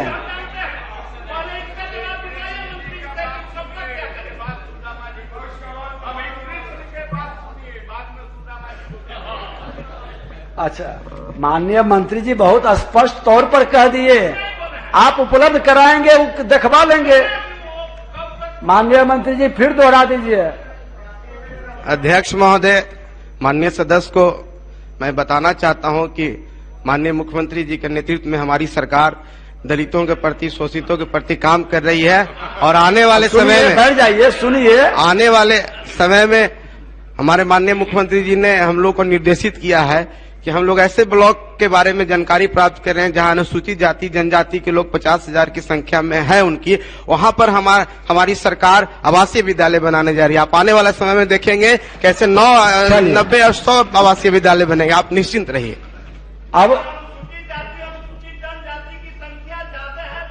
सुरक्षित हुआ है, आप इस अब चलिए, अब बनाएंगे। अब तो उनको सुदामा जी की बात को सुना, बोलिए पूरक सुदामा जी। ये के प्रति सुदामा भाव रखते हैं, लेकिन सत्यदेव जी सुदामा जी के प्रति कृष्ण भाव नहीं रखते हैं। तो ये लिखा गया है जवाब में कि पेड़ नहीं कटा इसलिए पैसा लौटा दिया गया। तो हमारा तो प्रश्न है कि माने पूरक क्या है? पूरक यही है कि माने भवन बनेगा कि नहीं बनेगा, स्कूल भवन, माने ये इसका जवाब दे मंत्री जी कि उसका क्या हल है? हम इसमें चूंकि माननीय सदस्य के क्षेत्र का मामला है, हम इसमें आपका सहयोग भी चाहते हैं कि वहाँ जो कुछ विवाद है पेड़ के कारण, जिसके कारण गांव में भी 2 ग्रुप बन जाता है, जो हमें सूचना दी गई है, आप हमें सहयोग करिए, उस विवाद को सलटा दीजिए, हम निश्चित बनवा देंगे। चलिए, श्री अख्तरुल इमाम उत्तर पूरक पूछिए। नहीं मिल पाया जवाब सर, मुझको जवाब नहीं मिल पाया सर, इसीलिए बोल रहा हूं। आप तो इससे डिजिटल से तो जुड़े हुए हैं। हाँ सर, जुड़ा हुआ हूं सर, नहीं मिल पाया था किसी वजह से। पढ़ दिया जाए माननीय मंत्री जी। महोदय, वस्तु स्थिति यह है कि माध्यमिक एवं उच्च माध्यमिक शिक्षकों के नियोजन हेतु 6ठे चरण की कार्रवाई चल रही है, जो वर्तमान में पंचायत चुनाव 2021 हेतु आदर्श आचार संहिता प्रभावी होने के कारण स्थगित कर दी गई है। आचार संहिता समाप्ति के उपरांत नियोजन की कार्रवाई पूरी कर ली जाएगी। तत्पश्चात प्रश्नगत विद्यालय में शिक्षकों का पदस्थापन कर दिया जाएगा। सर, हफनिया हाई स्कूल बहुत ही इंटीरियर में है और लगभग 40 किलोमीटर के दरमियान में कोई पुल नहीं है वहां तक जाने के लिए। और महोदय, वहां पर 500 से ज्यादा बच्चे और बच्चियां हैं और सिर्फ 2 शिक्षक हैं। तो मैं माननीय मंत्री से ये कहूंगा कि फौरी तौर पर प्रतिनियुक्त करने का कोई विचार रखते हैं वहां के बच्चों की सुविधा के लिए। और एक सवाल उससे और भी पूछूंगा सर कि शहरी क्षेत्र में जहां आवागमन में आसानी है वहां पर पर्याप्त शिक्षक हैं, और जहां जो इंटीरियर है, जहां लोगों को ज्यादा पढ़ाई की जरूरत है, प्राइवेट स्कूल्स नहीं है, वहां पर शिक्षक जाना नहीं चाहते हैं। यही वजह है कि क्या सरकार प्रतिनियुक्ति के सिलसिले में भी अपना कोई प्रोग्राम पॉलिसी रखती है? कहीं स्कूल में 8 टीचर है, कहीं 2 टीचर है, क्या? माननीय मंत्री जी। नहीं महोदय, माननीय सदस्य प्रतिनियुक्ति की बात कह रहे हैं, वो तो अस्थायी व्यवस्था होती है, और हमने तो पंचायत चुनाव की बात कही है। महीने 2 महीने में यही प्रक्रिया पूरी हो जाएगी। फिर चूंकि शिक्षकों की कमी हम खुद मानते हैं, सरकार मानती है, इसीलिए 1.25 लाख शिक्षक और उधर भी लगभग हम लोग 30,000 शिक्षक माध्यमिक और उच्च माध्यमिक विद्यालयों के लिए कर रहे हैं। तो स्वाभाविक रूप से पद खाली हैं, लेकिन पंचायत चुनाव की प्रक्रिया पूरी होते ही हम शेष नियुक्ति की प्रक्रिया पूरी करेंगे। और आपकी बात से हम सहमत हैं कि वहां पद खाली है, वहां निश्चित रूप से शिक्षकों की नियुक्ति पदस्थापन कर दी जाएगी। श्री विजय कुमार। एक अंतिम पूरा है सर, अंतिम पूरा सर, प्लीज सर, एक अंतिम पूरा है सर। 3 हो गया। चलिए श्री विजय कुमार। ऑनलाइन उत्तर असंतोषजनक है। मैंने शेखपुरा जिला में जहरीली शराब की बिक्री और उसके पीने से गरीब लोगों की मृत्यु के संबंध में प्रश्न किया था, लेकिन इनके उत्तर में पूरे राज्य का एक रटा रटाया सामान्य आंकड़ा दे दिया गया। उदाहरण स्वरूप निप्पू कुमार, पिता गोवर्धन प्रसाद हुसैना। क्या है आपका पूरक? सीधे पूछे, समय कम है। माननीय सदस्य बार बार आग्रह करते हैं कि ज्यादा से ज्यादा सदस्य। शेखपुरा की मौत हो गई, प्रशासन इस पर लिपा पोती कर दोषियों पर कार्रवाई नहीं की रही है। पूरक पूछिए ना। हम आपके माध्यम से चाह रहे हैं जी कि कब तक दोषी पदाधिकारियों एवं शराब माफियाओं पर कड़ी कार्रवाई की जा सकती है।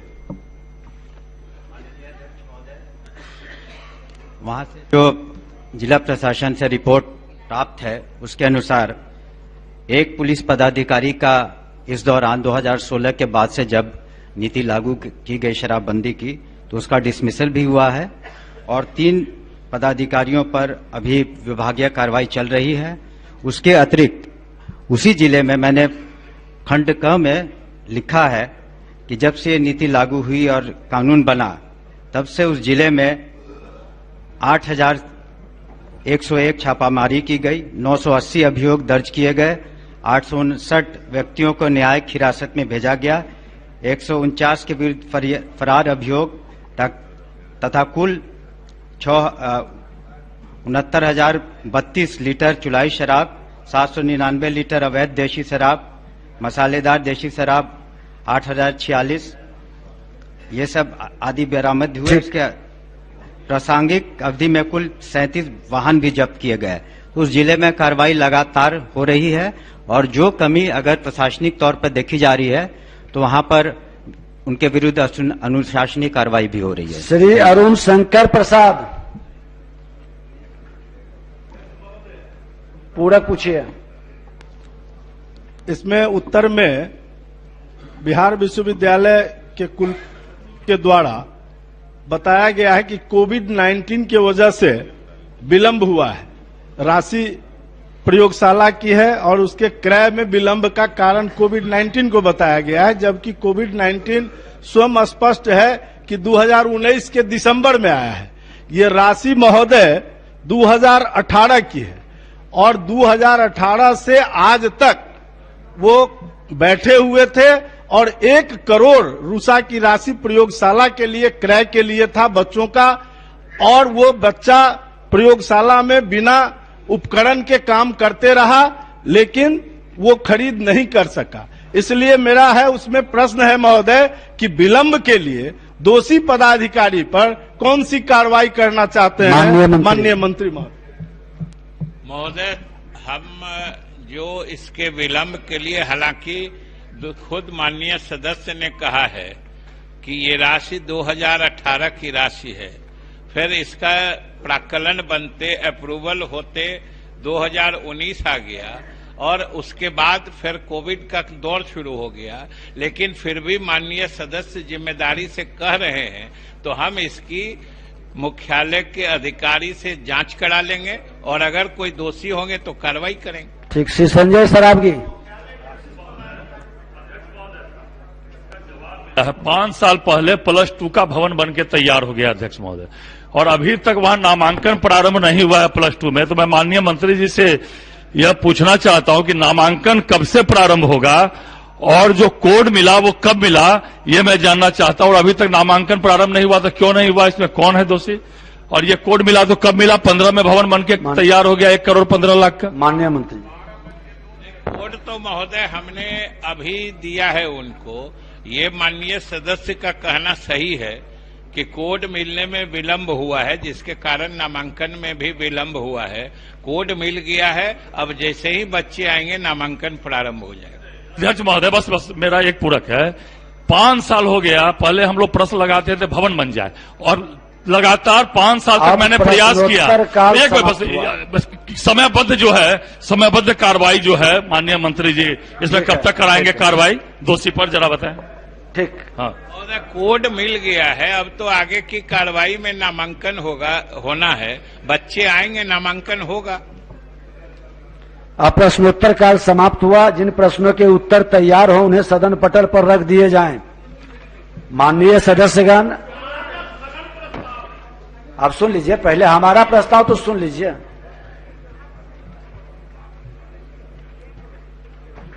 आज माननीय सदस्यगण आप सबों के सहयोग से या सरकार की सजगता से शिक्षा विभाग का अल्पसूचित 100%, समाज कल्याण विभाग का अल्पसूचित 100%, 100%, परिवहन विभाग का 100% और तारांकित प्रश्नों का जवाब भी सभी विभाग का 100% 100% आया है। बहुत बहुत हमारी शुभकामना और धन्यवाद है। अब कार्य स्थगन प्रस्ताव की सूचना ली जाएगी। अब सुनिएगा तब ना।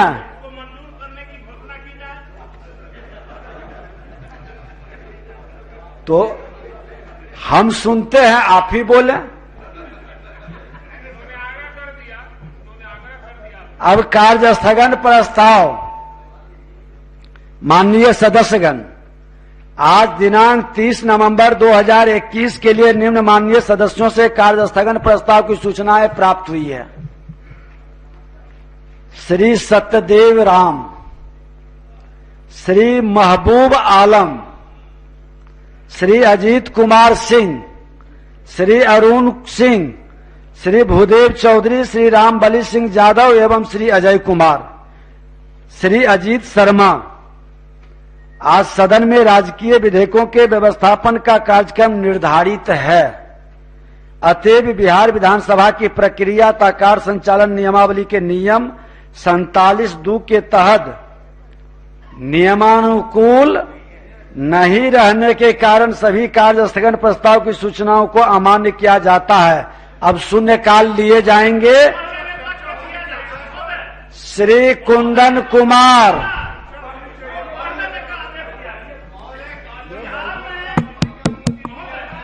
अध्यक्ष महोदय, अध्यक्ष महोदय, अध्यक्ष महोदय, दिनांक 30 अक्टूबर 2021 की कार्रवाई में मारे गए बेगूसराय जिला के शहीद लेफ्टिनेंट ऋषि रंजन जी को सरकार की तरफ से अनुग्रह राशि और निकटतम आश्रितों के लिए सरकारी नौकरी की मांग करता हूं। अच्छा, देखेंगे बाद में। श्री मोहम्मद कामरान, पुलिस व अपराधियों द्वारा मोहम्मद कामरान, आम जन। आप पढ़िए अपना ना, शून्यकाल में समय कम है, ज्यादा से ज्यादा लोगों को लेना है। नवादा जिले के जले हुए रिप्लेसमेंट ट्रांसफार्मर की किल्लत को देखते हुए नवादा जिला में एक ट्रांसफार्मर रिपेयरिंग कार्यशाला खोलने की मांग करता हूं। श्री सूर्यकांत पासवान,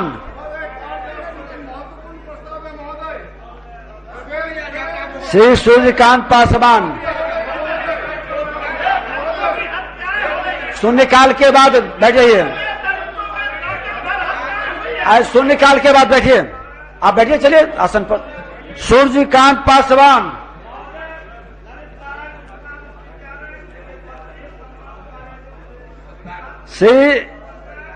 श्री समीर कुमार महासेठ, दिनांक 8/11/21 को अफसर कॉलोनी में गुलशन खातून की हत्या हो गई। अभी तक न अपराधियों की गिरफ्तारी हुई और न ही वैज्ञानिक अनुसंधान का सहारा लिया गया। श्री मिथिलेश कुमार, अत्यंत गरीब परिवार के हत्यारों को पकड़ने परिवार को 10 लाख का मुआवजा देने की मांग करता हूं। श्री मिथिलेश कुमार, आप पीछे मत देखिए, आगे पढ़िए, वो अपने दे देंगे लाइन आपको।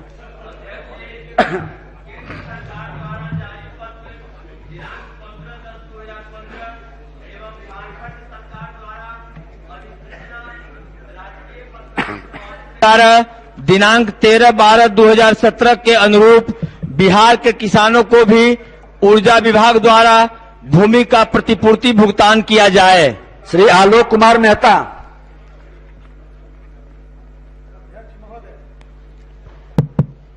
बिहटा अंचल के मौजा सिकंदरपुर परियोजना मेगा औद्योगिक पार्क निर्माण हेतु अधिग्रहित जमीन के मुआवजा राशि के भुगतान में भू अर्जन कार्यालय पटना द्वारा फर्जीवाड़ा किया गया, जिसकी मुख्यमंत्री द्वारा जांच के आदेश के आलोक में कार्रवाई अपेक्षित है। मैं जनहित में उच्च स्तरीय जांच की मांग करता हूं। श्रीमती भागीरथी देवी, यह अध्यक्ष जी, आज गबनाहा प्रखंड में अपने के भितिहरवा और मंगुराहा भितिहरवा से होते हुए नरकटियागंज ये रोड बन रहल बा। करोड़ों कई करोड़ के रोड हुजूर बन रहल बा, लेकिन जब बीच में बालू बंद रहे तो फिर ये कहाँ से बालू ले आके ये रोड माने बनावे के माने शुरू कैलक लोग। ये ठेकेदार किसे न हुजूर सुन ले जाओ, ठेकेदार जौन बा ठेकेदार, वो ठेकेदार से जब पूछल जाता तो ठेकेदार एकदम इतना कड़ुआ जवाब देता रहे कि हम सब कुछ कर चुकल बानी, जहाँ जाए को श्री ललन कुमार हम माननीय अध्यक्ष जी, हम मांग कर रहल बानी कि अपने ये कमेटी द्वारा, विधानसभा कमेटी द्वारा जांच किया रहा। श्री ललन कुमार। माननीय अध्यक्ष महोदय, मैं मुंगेर मिर्जा चौकी 4 लेन सड़क निर्माण हेतु पीरपैती अंचल में हो रहे भूमि अधिग्रहण में NH 80 से सटे जमीन का मुआवजा वाणिज्यिक दर से देने की सरकार से मांग करता हूं। श्री कुमार शैलेंद्र।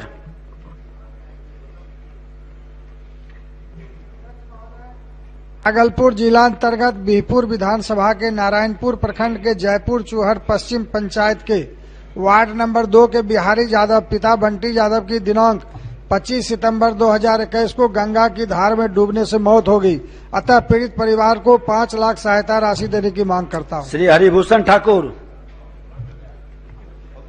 मधुबनी जिला के बिस्फी विधानसभा क्षेत्र अंतर्गत बिस्फी एवं रहिका प्रखंड के कई पंचायतों में जल जमाव के कारण सैकड़ों एकड़ भूमि में खेती नहीं होती है। वहां किसानों के लिए जल जमाव बहुत बड़ी समस्या है, सरकार इससे निजात दिलावे। श्री मनोज कुमार यादव।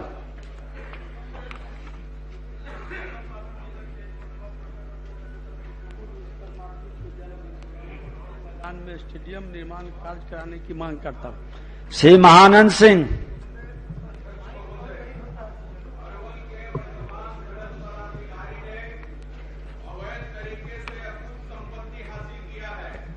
सरकार से उनकी संपत्ति की जांच कराने व खनन विभाग से तत्काल हटाने की मांग करता हूं अध्यक्ष महोदय। श्री वीरेंद्र प्रसाद गुप्ता। अब ये पढ़ लिए बैठ जाइए दूसरे का, नहीं ये गलत है, नहीं कोई बात नहीं जाएगी संज्ञान में। श्री वीरेंद्र प्रसाद गुप्ता। अध्यक्ष महोदय, बिहार में महंगाई व लागत के अनुसार गन्ना मूल्य 400 रुपये हो, किसानों से जबरदस्ती घाटे वाली नील की खेती की तरह बाढ़ व अधिक बरसात से नष्ट होने वाले गन्ना प्रभेदों CO0 238, CO0 118 की रोपाई कराने पर रोक लगे।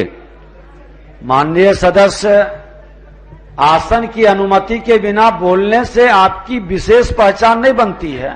माननीय दूसरे सदस्य की भी चिंता करें, जैसे आप अपना बात रखे दूसरा भी रख रहा तो सुने। श्री प्रणव कुमार।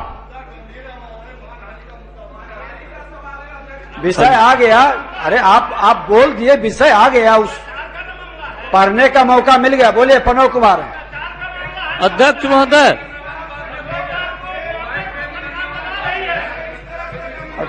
आप पढ़िए अपनी बात। मुंगेर के ऐतिहासिक किला जो मुंगेर की पहचान है, जीर्ण अवस्था में है तथा खंडित होने के कगार पर है। अतः सरकार से मुंगेर के ऐतिहासिक किला के जीर्णोद्धार कराने की मांग करता हूं। डॉक्टर सत्येंद्र यादव।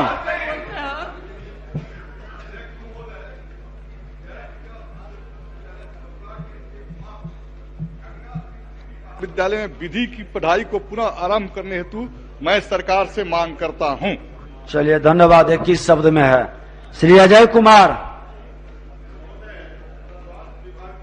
अनुसार national institute of open schooling तथा स्वास्थ्य समिति से सामुदायिक स्वास्थ्य कार्यकर्ता का प्रशिक्षण प्राप्त प्रशिक्षित ग्रामीण चिकित्सकों को सरकारी सेवक के रूप में नियुक्ति करने की सरकार से मांग करता हूं।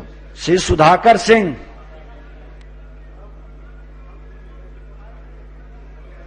के दुर्गावती प्रखंड अंतर्गत ग्राम मचकिया में पुल के अधूरे निर्माण से ग्रामीणों में काफी आक्रोश है। सरकार वर्षों से लंबित अधूरा पुल निर्माण कराकर पूरा करावे। श्री वीरेंद्र कुमार। जिला अंतर्गत रोसड़ा नगर परिषद के सफाई कर्मी राम सेवक राम की मृत्यु की जांच अनुसूचित जाति जनजाति आयोग से कराया जाए। धन्यवाद। 18 श्री भरत बिंद। श्री भरत बिंद। कैमूर जिला के रामपुर प्रखंड के सवारगढ़ एवं चेनारी प्रखंड के गांव के बीच लांझी के बीच दुर्गावती नदी पर पुल नहीं रहने के कारण दोनों प्रखंड के लोगों को आवागमन में काफी परेशानी होती है। सरकार से मांग की जाती है कि जल्द से जल्द पुल निर्माण। श्री पंकज कुमार मिश्र।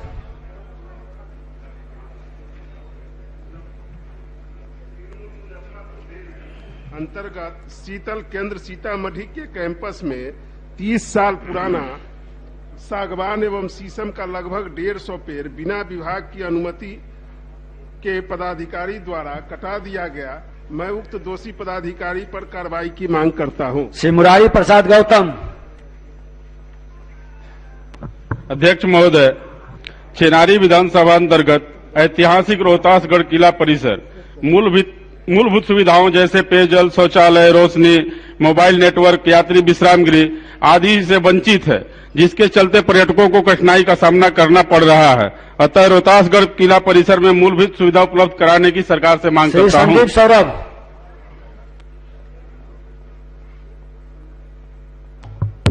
माननीय अध्यक्ष महोदय, बिहार कर्मचारी चयन आयोग द्वारा बीएसएससी इंटर स्तरीय बहाली को 2014 से लटका कर रखा गया है। सारी प्रक्रिया पूरी हो जाने के बावजूद काउंसलिंग नहीं की जा रही है।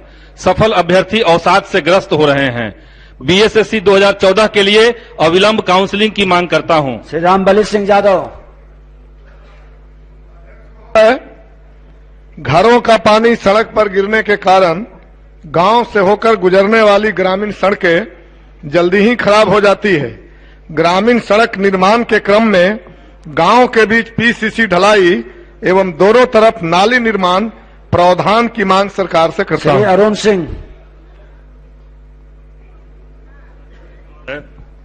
माननीय उच्च न्यायालय पटना CWG नंबर 5887/2016 द्वारा पारित आदेश दिनांक 11/6/2019 के आलोक में प्रखंड सुजपुरा, रोहतास, धबई आंगनबाड़ी केंद्र संख्या 47 पर सीता देवी को संचालन हेतु नियुक्त किया जाए। श्री सत्यदेव राम।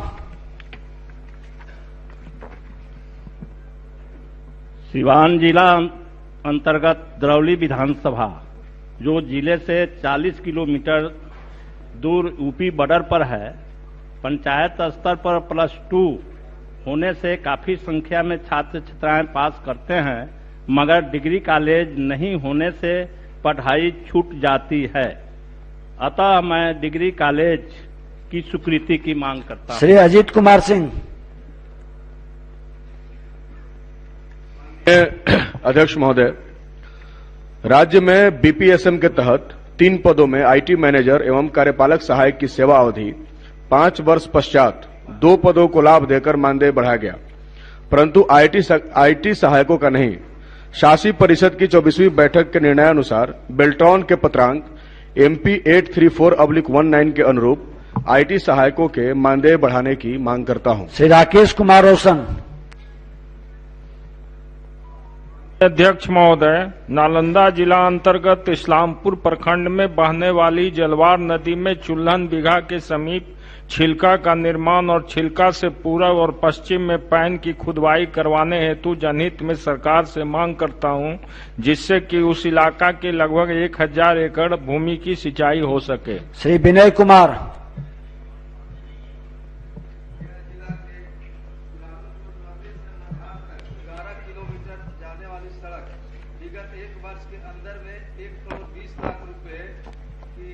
राशि से जीर्णोद्धार कराया गया, जो जीर्ण शीर्ण स्थिति में पहुंच चुकी है। मैं उच्च स्तरीय जांच कमेटी से दोषियों के विरुद्ध कार्रवाई की मांग करता हूं, संवेदक हो या पदाधिकारी। श्री मनोज मंजिल।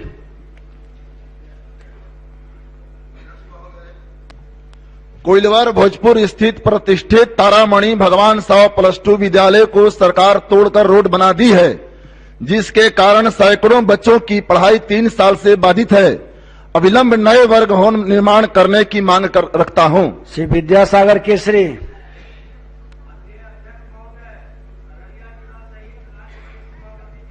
वर्तमान पंचायत चुनाव एवं आने वाले निकाय चुनाव में स्थानीय निकाय प्रतिनिधियों एवं पदाधिकारियों कर्मचारियों के साठगांठ से एक खास वर्ग के विदेशी नागरिकों का मतदान सूची में नाम जोड़कर चुनाव प्रभावित किए जा रहे हैं। मतदाता सूची से ऐसे नामों को विलोपित करने एवं दोषी पर कार्रवाई की मांग सदन से करता हूं। श्री जयप्रकाश यादव। अररिया जिला में डीएपी एवं अन्य खाद की कमी के कारण मक्का की बुआई प्रभावित हो रही है और खाद की कालाबाजारी हो रही है। फलस्वरूप किसान ऊंचे दाम पर खाद खरीदने को विवश हैं। सरकार पर्याप्त मात्रा में खाद उपलब्ध कराकर किसानों की समस्याओं को दूर करें। श्री राम बिशुन सिंह।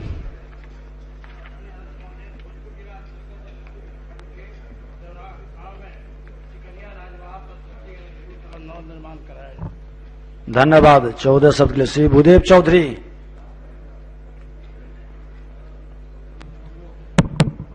अध्यक्ष महोदय, बांका जिला अंतर्गत धुरैया प्रखंड के ग्राम जोगडिहा ग्रामीण पथ काफी जर्जर है।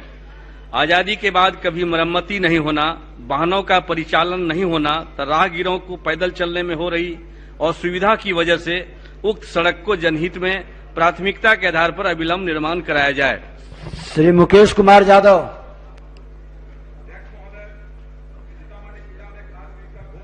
खासकर बाजपट्टी, नानपुर, बोखरा में कहीं खाद बीज नहीं है। किसान परेशान है।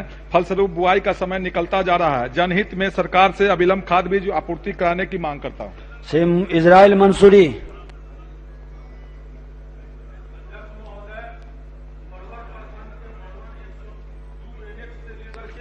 उढ़नी सीवान तक का सड़क काफी जर्जर स्थिति में है, यथाशीघ्र बनवाई जाए। श्री निरंजन राय।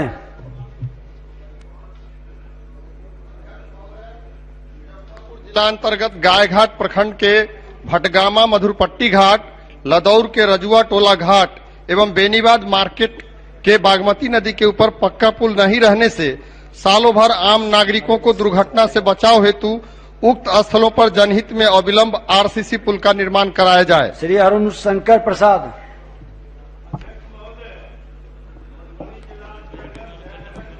में 19/11/21 को पूर्णिमा स्नान के क्रम में पिंटू कुमार एवं प्रशांत कुमार पिठवा टोल की मृत्यु डूबने से हुई है।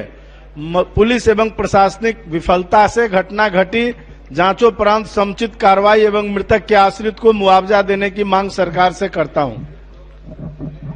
श्री मुरारी मोहन झा।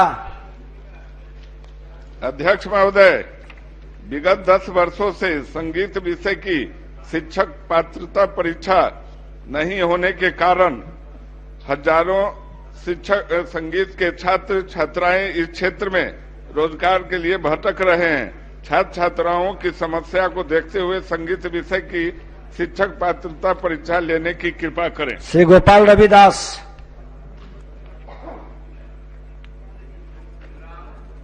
पंचायत परसा फुलवाड़ी शरीफ में अतिरिक्त स्वास्थ्य केंद्र बनाने की मांग करता हूं। चलिए धन्यवाद। 11 अमरजीत कुशवाहा।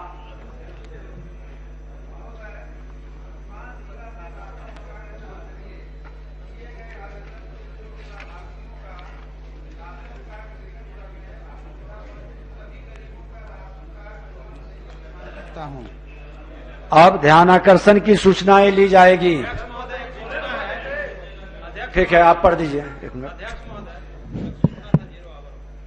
बिहार में एक मिनट सत्यदेव जी, ध्यान आकर्षण सूचना के बाद समय शेष रहेगा तो शेष को भी पढ़वा देंगे। चलिए अभी पढ़े ना। बिहार में पुलिस व अपराधियों द्वारा आम जनता और खासकर वंचित समुदाय के लोगों के ऊपर बर्बर हमले और हत्याएं आम बात हो गई है। समस्तीपुर में हाजत में सफाई कर्मी राम सेवक राम, अररिया में महादलित चंदेश्वरी ऋषिदेव, सुपौल में भूमि आंदोलन के नेता जोगेंद्र पासवान और मधुबनी में एक पत्रकार की हत्या सहित पूरे राज्य में ऐसे मामले में आबाद बढ़ोतरी हुई है।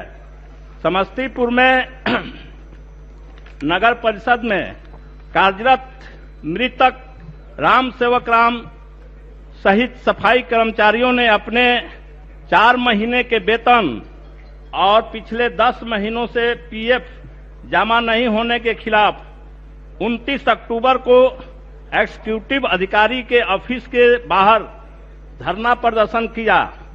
31 अक्टूबर को एग्जीक्यूटिव के कहने पर पुलिस राम सेवक राम को उठाकर एग्जीक्यूटिव के चेंबर में ले गई और वहां उनकी बुरी तरह से पिटाई की गई। पिटाई के कारण राम सेवक राम की स्थिति बिगड़ती गई। 3 नवंबर को उन्हें पीएमसीएच पटना लाया गया, लेकिन 5 नवंबर को उनका निधन हो गया। पोस्टमार्टम के बाद उनके मृत शरीर को एम्बुलेंस में डालकर पुलिस की गाड़ी के साथ रोसड़ा भेजा गया और पुलिस जबरदस्ती उनका अंतिम संस्कार कर दिया। इसके बाद पुलिसिया दमन का एक और चक्र, जहां पीड़ित पक्ष के 3 महिलाओं और 4 पुरुषों को पुलिस ने गिरफ्तार कर लिया, साथ ही 400 अज्ञात लोगों के ऊपर मुकदमा दर्ज कर दिया। इस पुलिसिया दमन और क्रूरता से रोसड़ा के सफाई कर्मचारियों और दलित समुदाय के लोगों में भय का माहौल व्याप्त है और लोग सरकार से न्याय की मांग कर रहे हैं, जबकि आज तक एसपी, डीएसपी, स्थानीय थाना प्रभारी और कार्यपालक अधिकारी पर कोई कार्रवाई नहीं हुई है। अतः इस अत्यंत महत्वपूर्ण सवाल पर सदन का कार्य स्थगित कर बहस कराने की मांग करता हूं महोदय। माननीय सदस्य सुदामा प्रसाद अपनी सूचना को पढ़ें। महत्वपूर्ण सवाल, अब देखिए आपकी विषय को रख लिए, अब थोड़ा सुदामा जी ध्यान आकर्षण बहुत महत्वपूर्ण है, पढ़िए, आप पढ़िए। माननीय अध्यक्ष महोदय, चलिए बैठ जाइए। अब बिहार सरकार ने आपका सुदामा जी से क्यों इतना आप बैठिए, पढ़िए सुदामा जी। माननीय अध्यक्ष महोदय, बिहार सरकार ने, आप पढ़ते रहिए। बिहार सरकार ने 15 फरवरी 2022 तक 15 लाख मीट्रिक टन धान खरीद का लक्ष्य निर्धारित किया है, जबकि किसानों ने 90 लाख मीट्रिक टन से ज्यादा धान की रिकॉर्ड पैदावार की है। अभी कटनी शुरू हुई है और धान में नमी की मात्रा लगभग 22% है, जबकि केंद्र सरकार ने धान खरीद में 19% की अनिवार्यता तय की है। 1 क्विंटल धान पैदा करने में किसानों का लगभग 2,500 रुपए खर्च होता है, जबकि केंद्र सरकार ने 1940 और 1960 रुपए धान का समर्थन मूल्य तय किया है। 80% खेती बटाईदार किसान करते हैं, लेकिन पुनः इस साल बटाईदारों से धान खरीद के लिए जमीन का खाता खेसरा मांगने की शर्त से धान नहीं खरीदने की मंशा जाहिर होती है, क्योंकि कोई भी भूस्वामी अपनी जमीन का खाता खेसरा नहीं देते हैं। अतः लोकहित में धान खरीद में नमी और खाता खेसरा की अनिवार्यता समाप्त करने, धान का समर्थन मूल्य 3,000 रुपए प्रति क्विंटल करने, राज्य सरकार द्वारा धान खरीद पर प्रति क्विंटल 1,000 रुपए बोनस देने तथा धान खरीद का समय 31 मार्च 2022 तक बढ़ाकर किसानों के संपूर्ण धान खरीदने हेतु हम सदन के माध्यम से सरकार का ध्यान आकृष्ट करते हैं। माननीय मंत्री सहकारिता विभाग स्थानांतरित है। अध्यक्ष महोदय,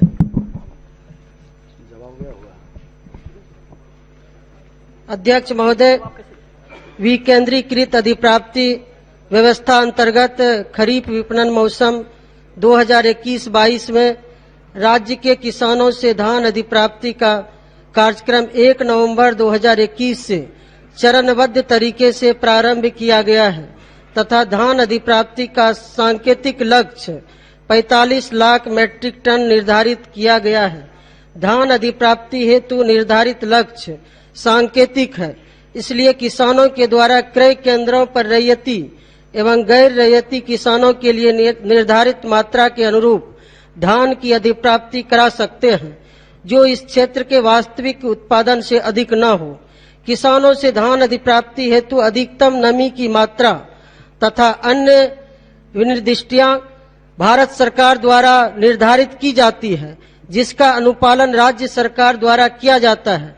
भारत सरकार द्वारा खरीफ विपणन मौसम 2021-22 में धान में नमी की अधिकतम मात्रा 17% निर्धारित की गई है। कृषि लागत मूल्य एवं अन्य लागत खर्च के अवलोकन उपरांत भारत सरकार के द्वारा क्रमशः खरीफ एवं रबी विपणन मौसमों में उत्पादित खाद्यान्नों का न्यूनतम समर्थन मूल्य निर्धारित कर परिचारित किया जाता है। इसी क्रम में खरीफ विपणन मौसम 2021-22 के लिए भारत सरकार के द्वारा धान साधारण का न्यूनतम समर्थन मूल्य 1940 रुपये प्रति क्विंटल तथा धान ग्रेड ए का न्यूनतम समर्थन मूल्य 1960 रुपये प्रति क्विंटल निर्धारित कर सूचित किया गया है। विकेंद्रीकृत अधिप्राप्ति व्यवस्था अंतर्गत किसानों से न्यूनतम समर्थन मूल्य पर धान की अधिप्राप्ति हेतु भारत सरकार द्वारा समय समय पर नीति का निर्धारण किया जाता है। राज्यों को भारत सरकार द्वारा निर्धारित नीतिगत निर्णय का अनुपालन किए जाने की बाध्यता होती है। भारत सरकार ने खरीफ विपणन मौसम 2021-22 में किसानों से धान अधिप्राप्ति हेतु अधिप्राप्ति पोर्टल में न्यूनतम अर्हताओं को शामिल कर केंद्रीय अधिप्राप्ति पोर्टल से जोड़ने की अनिवार्य बाध्यता की शर्त रखी गई थी, जिसके अनुपालन में किसानों की भूमि से संबंधित आंकड़े राजस्व विभाग के पोर्टल से प्राप्त कर अधिप्राप्ति पोर्टल पर अपलोड किया जाना है। गैर रैयत किसानों के लिए खाता खेसरा संबंधित आंकड़ों की अनिवार्यता समाप्त कर दी गई है। खरीफ विपणन मौसम 2021-22 में राज्य के किसानों को आपात बिक्री की स्थिति से बचाने तथा बिचौलिए एवं व्यापारियों का अधिप्राप्ति कार्यक्रम में सहभागिता न हो, इस हेतु राज्य सरकार द्वारा धान अधिप्राप्ति कार्यक्रम 1 नवंबर 2021 से 15 फरवरी 2022 तक निर्धारित किया गया है। जहां तक धान के न्यूनतम समर्थन मूल्य का प्रश्न है, यह भारत सरकार के क्षेत्राधिकार अंतर्गत आता है। खरीफ विपणन मौसम 2021-22 में किसानों को न्यूनतम समर्थन मूल्य पर बोनस देने का कोई प्रस्ताव विचाराधीन नहीं है।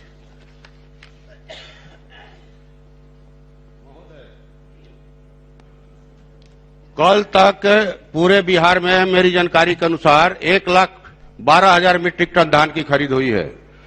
तो जो 17% नमी की अनिवार्यता है, वे माननीय मंत्री जी से हम जानना चाहते हैं कि किस जिले में, मैं तो समझता हूं कि ये जो फर्जी धान खरीद हुई है, पहले के धान को इधर खरीद किया गया है, अभी 20% से ऊपर नमी है धान में।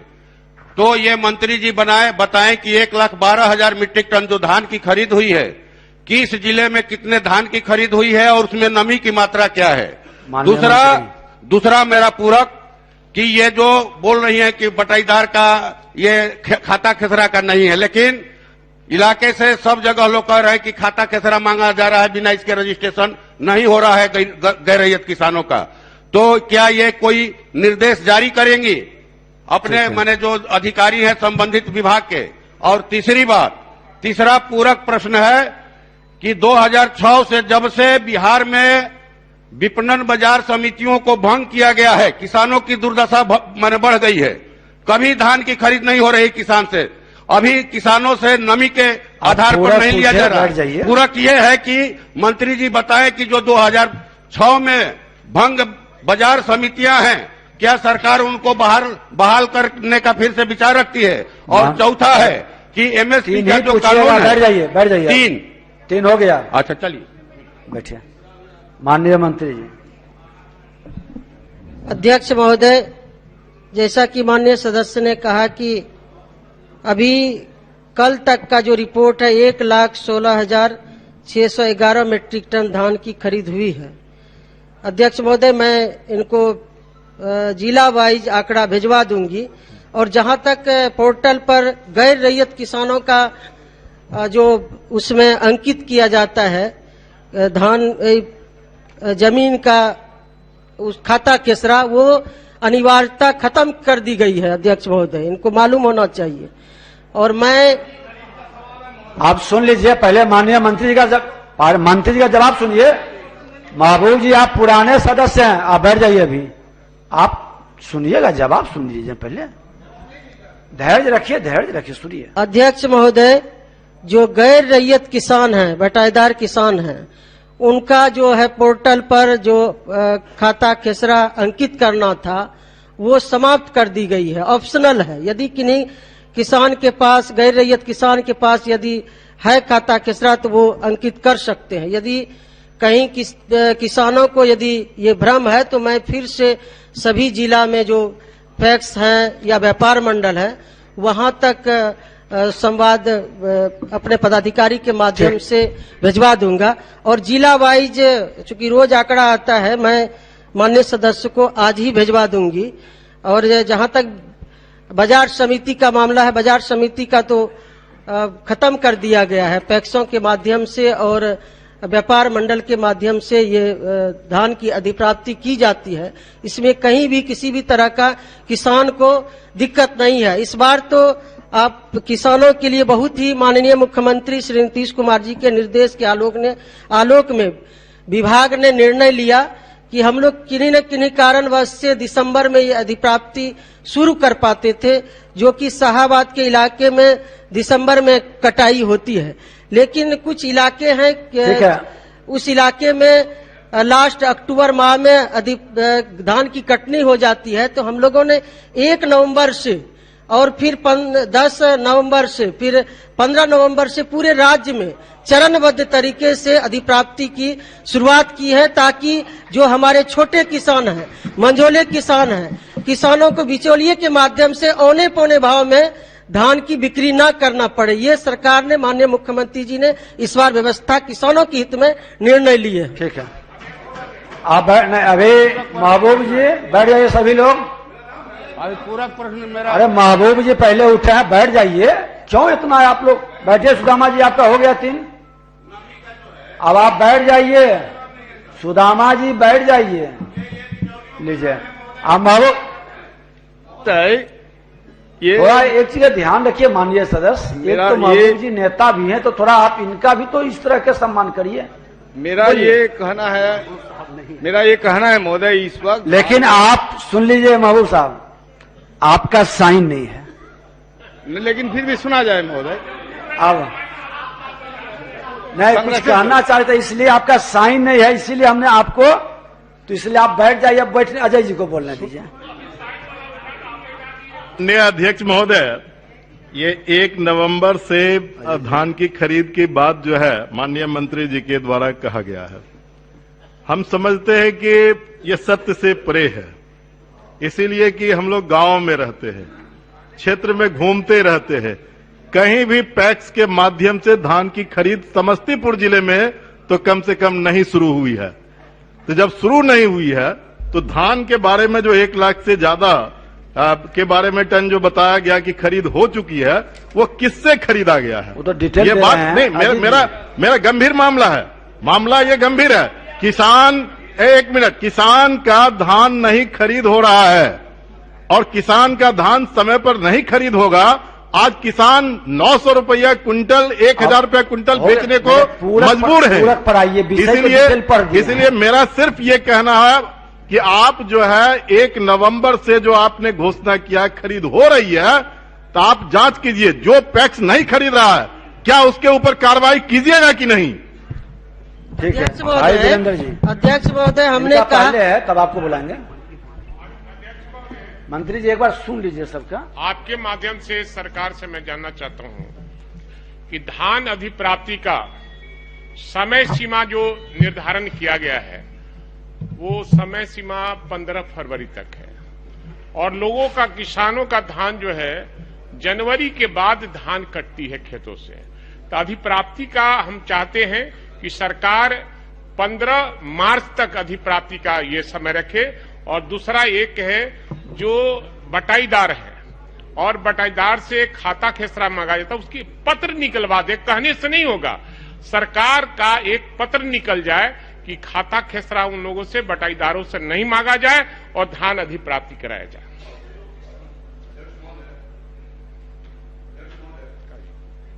हाँ बोलिए।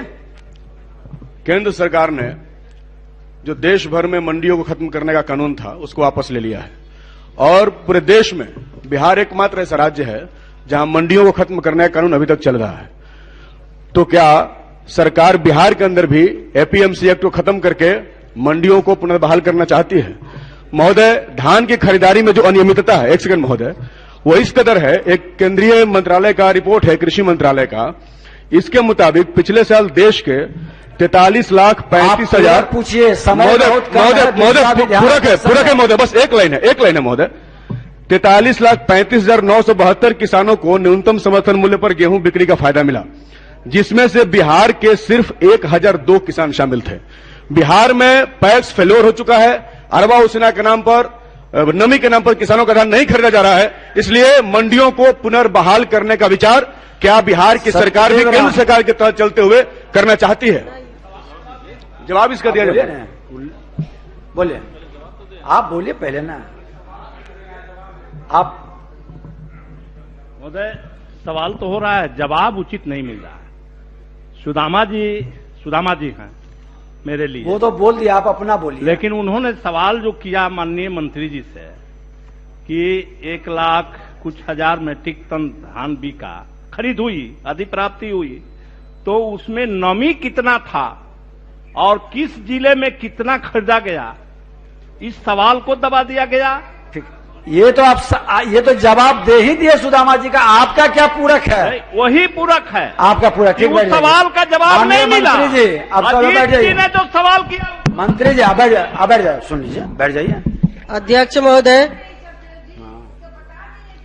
अभी पूरक प्रश्न करके माननीय सदस्य अजय जी ने कहा कि समस्तीपुर जिला में खरीद नहीं हो रही है, 1 नवंबर से शुरू हुआ। हमने कहा कि चरणबद्ध तरीके से जिस जिले में धान की कटनी पहले होती है वहां के लिए किया गया था।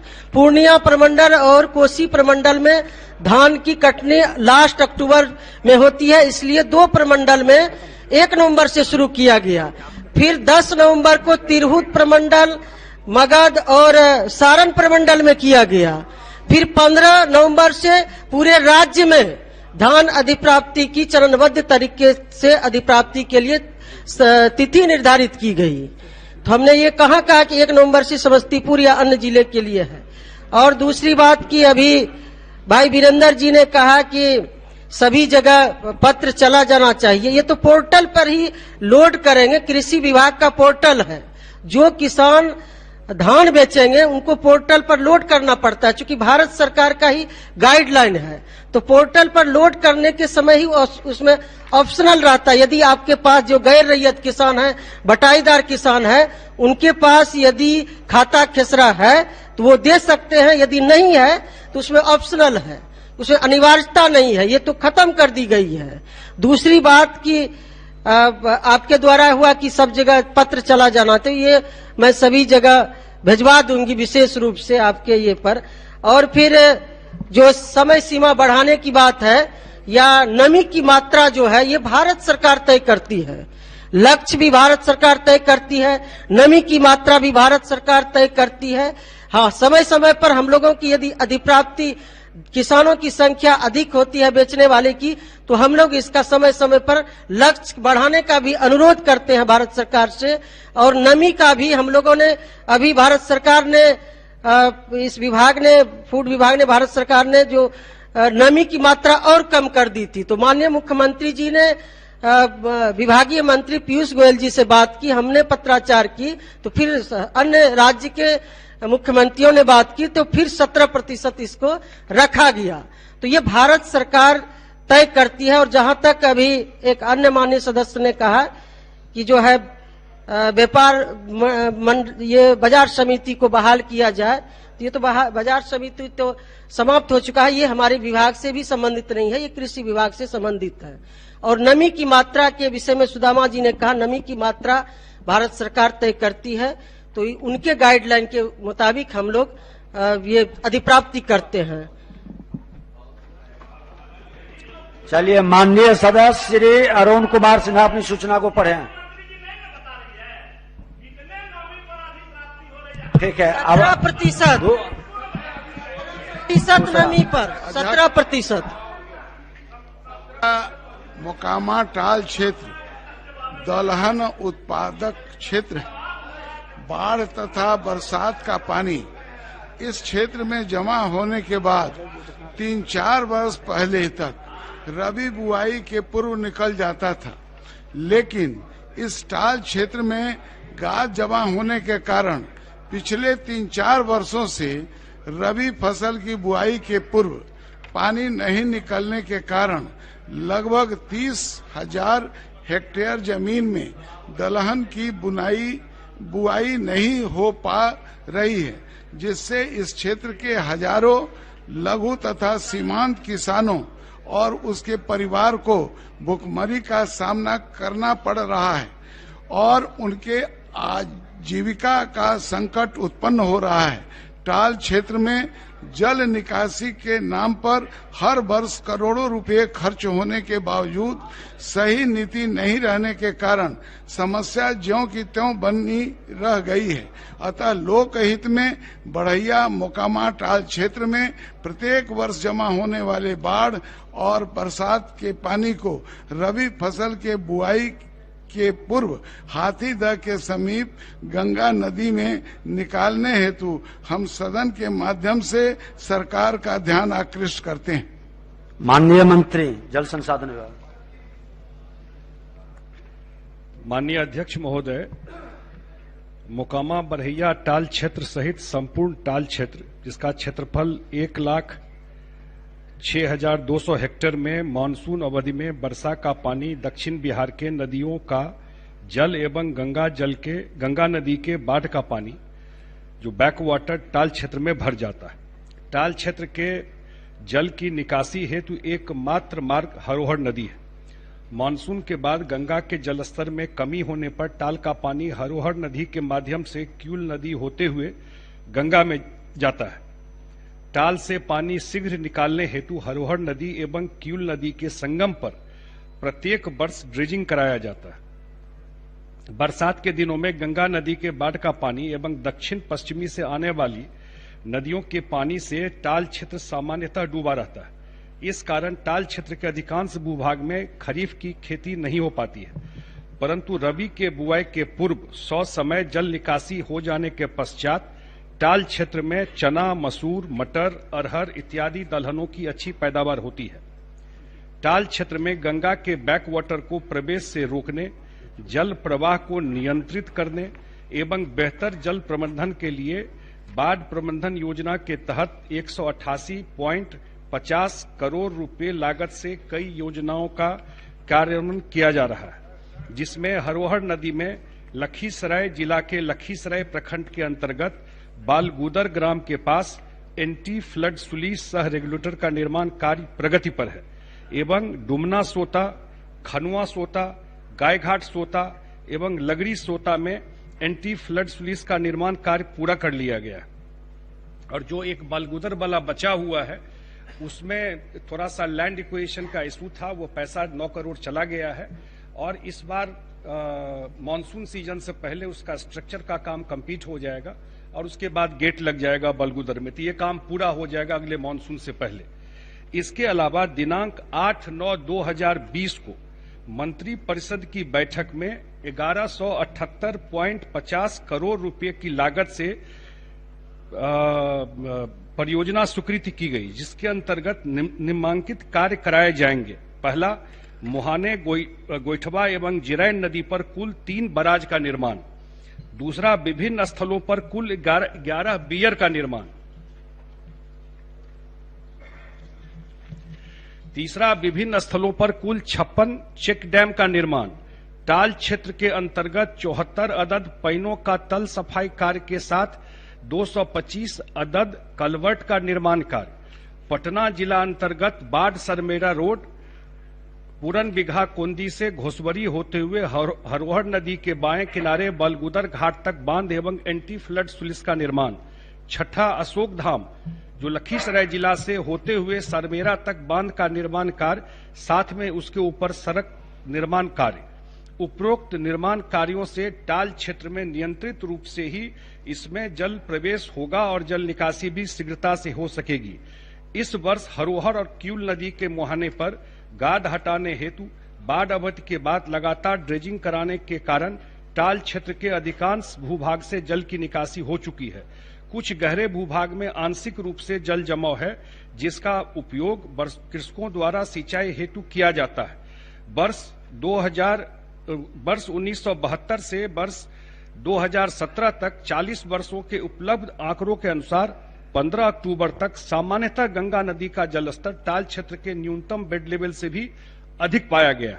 वर्तमान में गंगा नदी का जल स्तर हाथीदह गेज स्थल पर 36.69 मीटर है तथा टाल क्षेत्र के अधिकांश क्षेत्रों से जल की निकासी हो चुकी है। उक्त क्षेत्रों में आधारभूत संरचनाओं तथा रेलवे लाइन, एनएच, निर्माणाधीन गंगा सेतु एवं घनी आबादी के कारण हाथीदह के पास से टाल का पानी चैनल बनाकर निकालना तकनीकी दृष्टि से संभव नहीं है। विभाग का मानना है कि ये गंगा नदी का बैक वाटर दोबारा चला जाएगा वहां पर, लेकिन ये जो स्कीम हम लोगों ने, ये मुख्यमंत्री जी ने पर्सनली इसमें जो मुकामा टाल का ये था उसको मॉनिटर किया। वहां के कृषक समितियों से, किसानों से लगातार 3 साल तक बात होता रहा और उनके भी जो सुझाव आए उसके बैकग्राउंड में फिर ये स्कीम बनाया गया और लगभग ये टेंडर भी फाइनल हो गया। जल्दी काम इसमें शुरू हो जाएगा।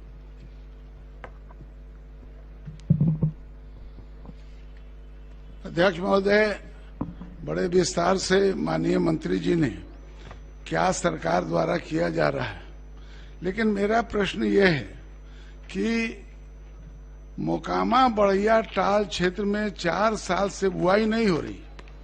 यह बात सरकार के संज्ञान में कब आई और ये 4 साल तक जो किसानों, जो 4 साल तक बुआई नहीं रहने के कारण किसानों द्वारा जो क्षति हुआ है उसकी क्षतिपूर्ति के विषय में क्या कुछ पॉजिटिव विचार सरकार रखती है? कुछ उसको, उसके लिए कोई कार्यक्रम बनाई है कि उसकी क्षतिपूर्ति कैसे की जाए?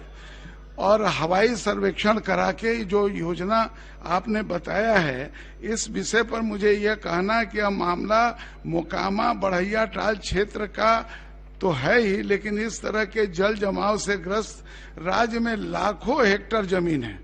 मोकामा बढ़ैया टाल क्षेत्र सहित सभी जल जमाव ग्रस्त कृषि भूमि को जल जमाव से मुक्त करने हेतु सरकार क्या कोई विशेष समिति का गठन करेगी ताकि मोकामा बढ़ैया टाल सहित अन्य जल जमाव क्षेत्रों की स्थिति का अध्ययन कर और जल्दी से जल्दी, 4-5 साल हो गया, अभी कितना समय, कोई समय सीमा निर्धारित करेगी कि कब तक ये कठिनाई दूर हो पाएगी?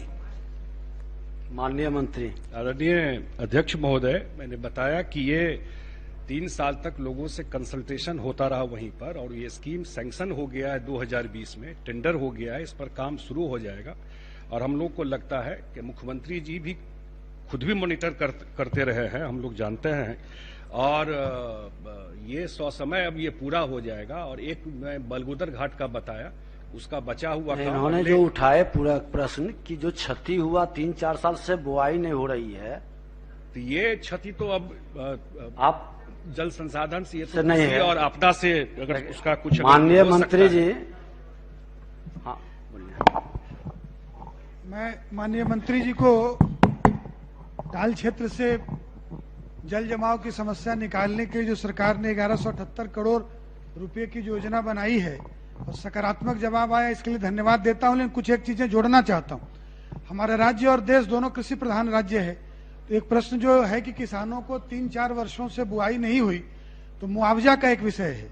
दूसरा, एक समय सीमा अगर मंत्री जी बता रहे हैं टेंडर के प्रोसेस में है, तो चूंकि किसानों से जुड़ा मामला है, देश में खेती के योग्य जमीन कम पड़ रही है, आवासीय भूमि कम पड़ रही है और टाल क्षेत्र के लिए एक फसली उत्पादन वाला इलाका है। टाल का क्षेत्र केवल दलहन फसल उत्पादन होता है और 3-4 वर्षों से उत्पादन नहीं है, तो किसानों को मुआवजा और समय सीमा मैं उसके साथ जोड़ता हूं कि कब तक हो जाएगा, तो किसान भाइयों को जवाब देना सरल हो जाएगा और सरकार यथाशीघ्र अगर पूरा करेगी तो इसके लिए भी हम लोग धन्यवाद और बधाई देंगे। मंत्री जी, बिल्कुल, मैंने अध्यक्ष महोदय बताया कि 6 जो योजना है, 5 का टेंडर फाइनल होकर के वर्क अलॉट हो गया और एक फाइनल होने की स्थिति में है, तो 100 समय ये काम पूरा कर लिया जाएगा। मुझे विश्वास है कि इस स्कीम के लागू होने के बाद सरकार ने कोई लक्ष्य रखा है कब तक इसको नहीं, जो भी उसका समय होगा 18 महीना या 22 महीना, जो भी उसका टाइम फ्रेम होगा।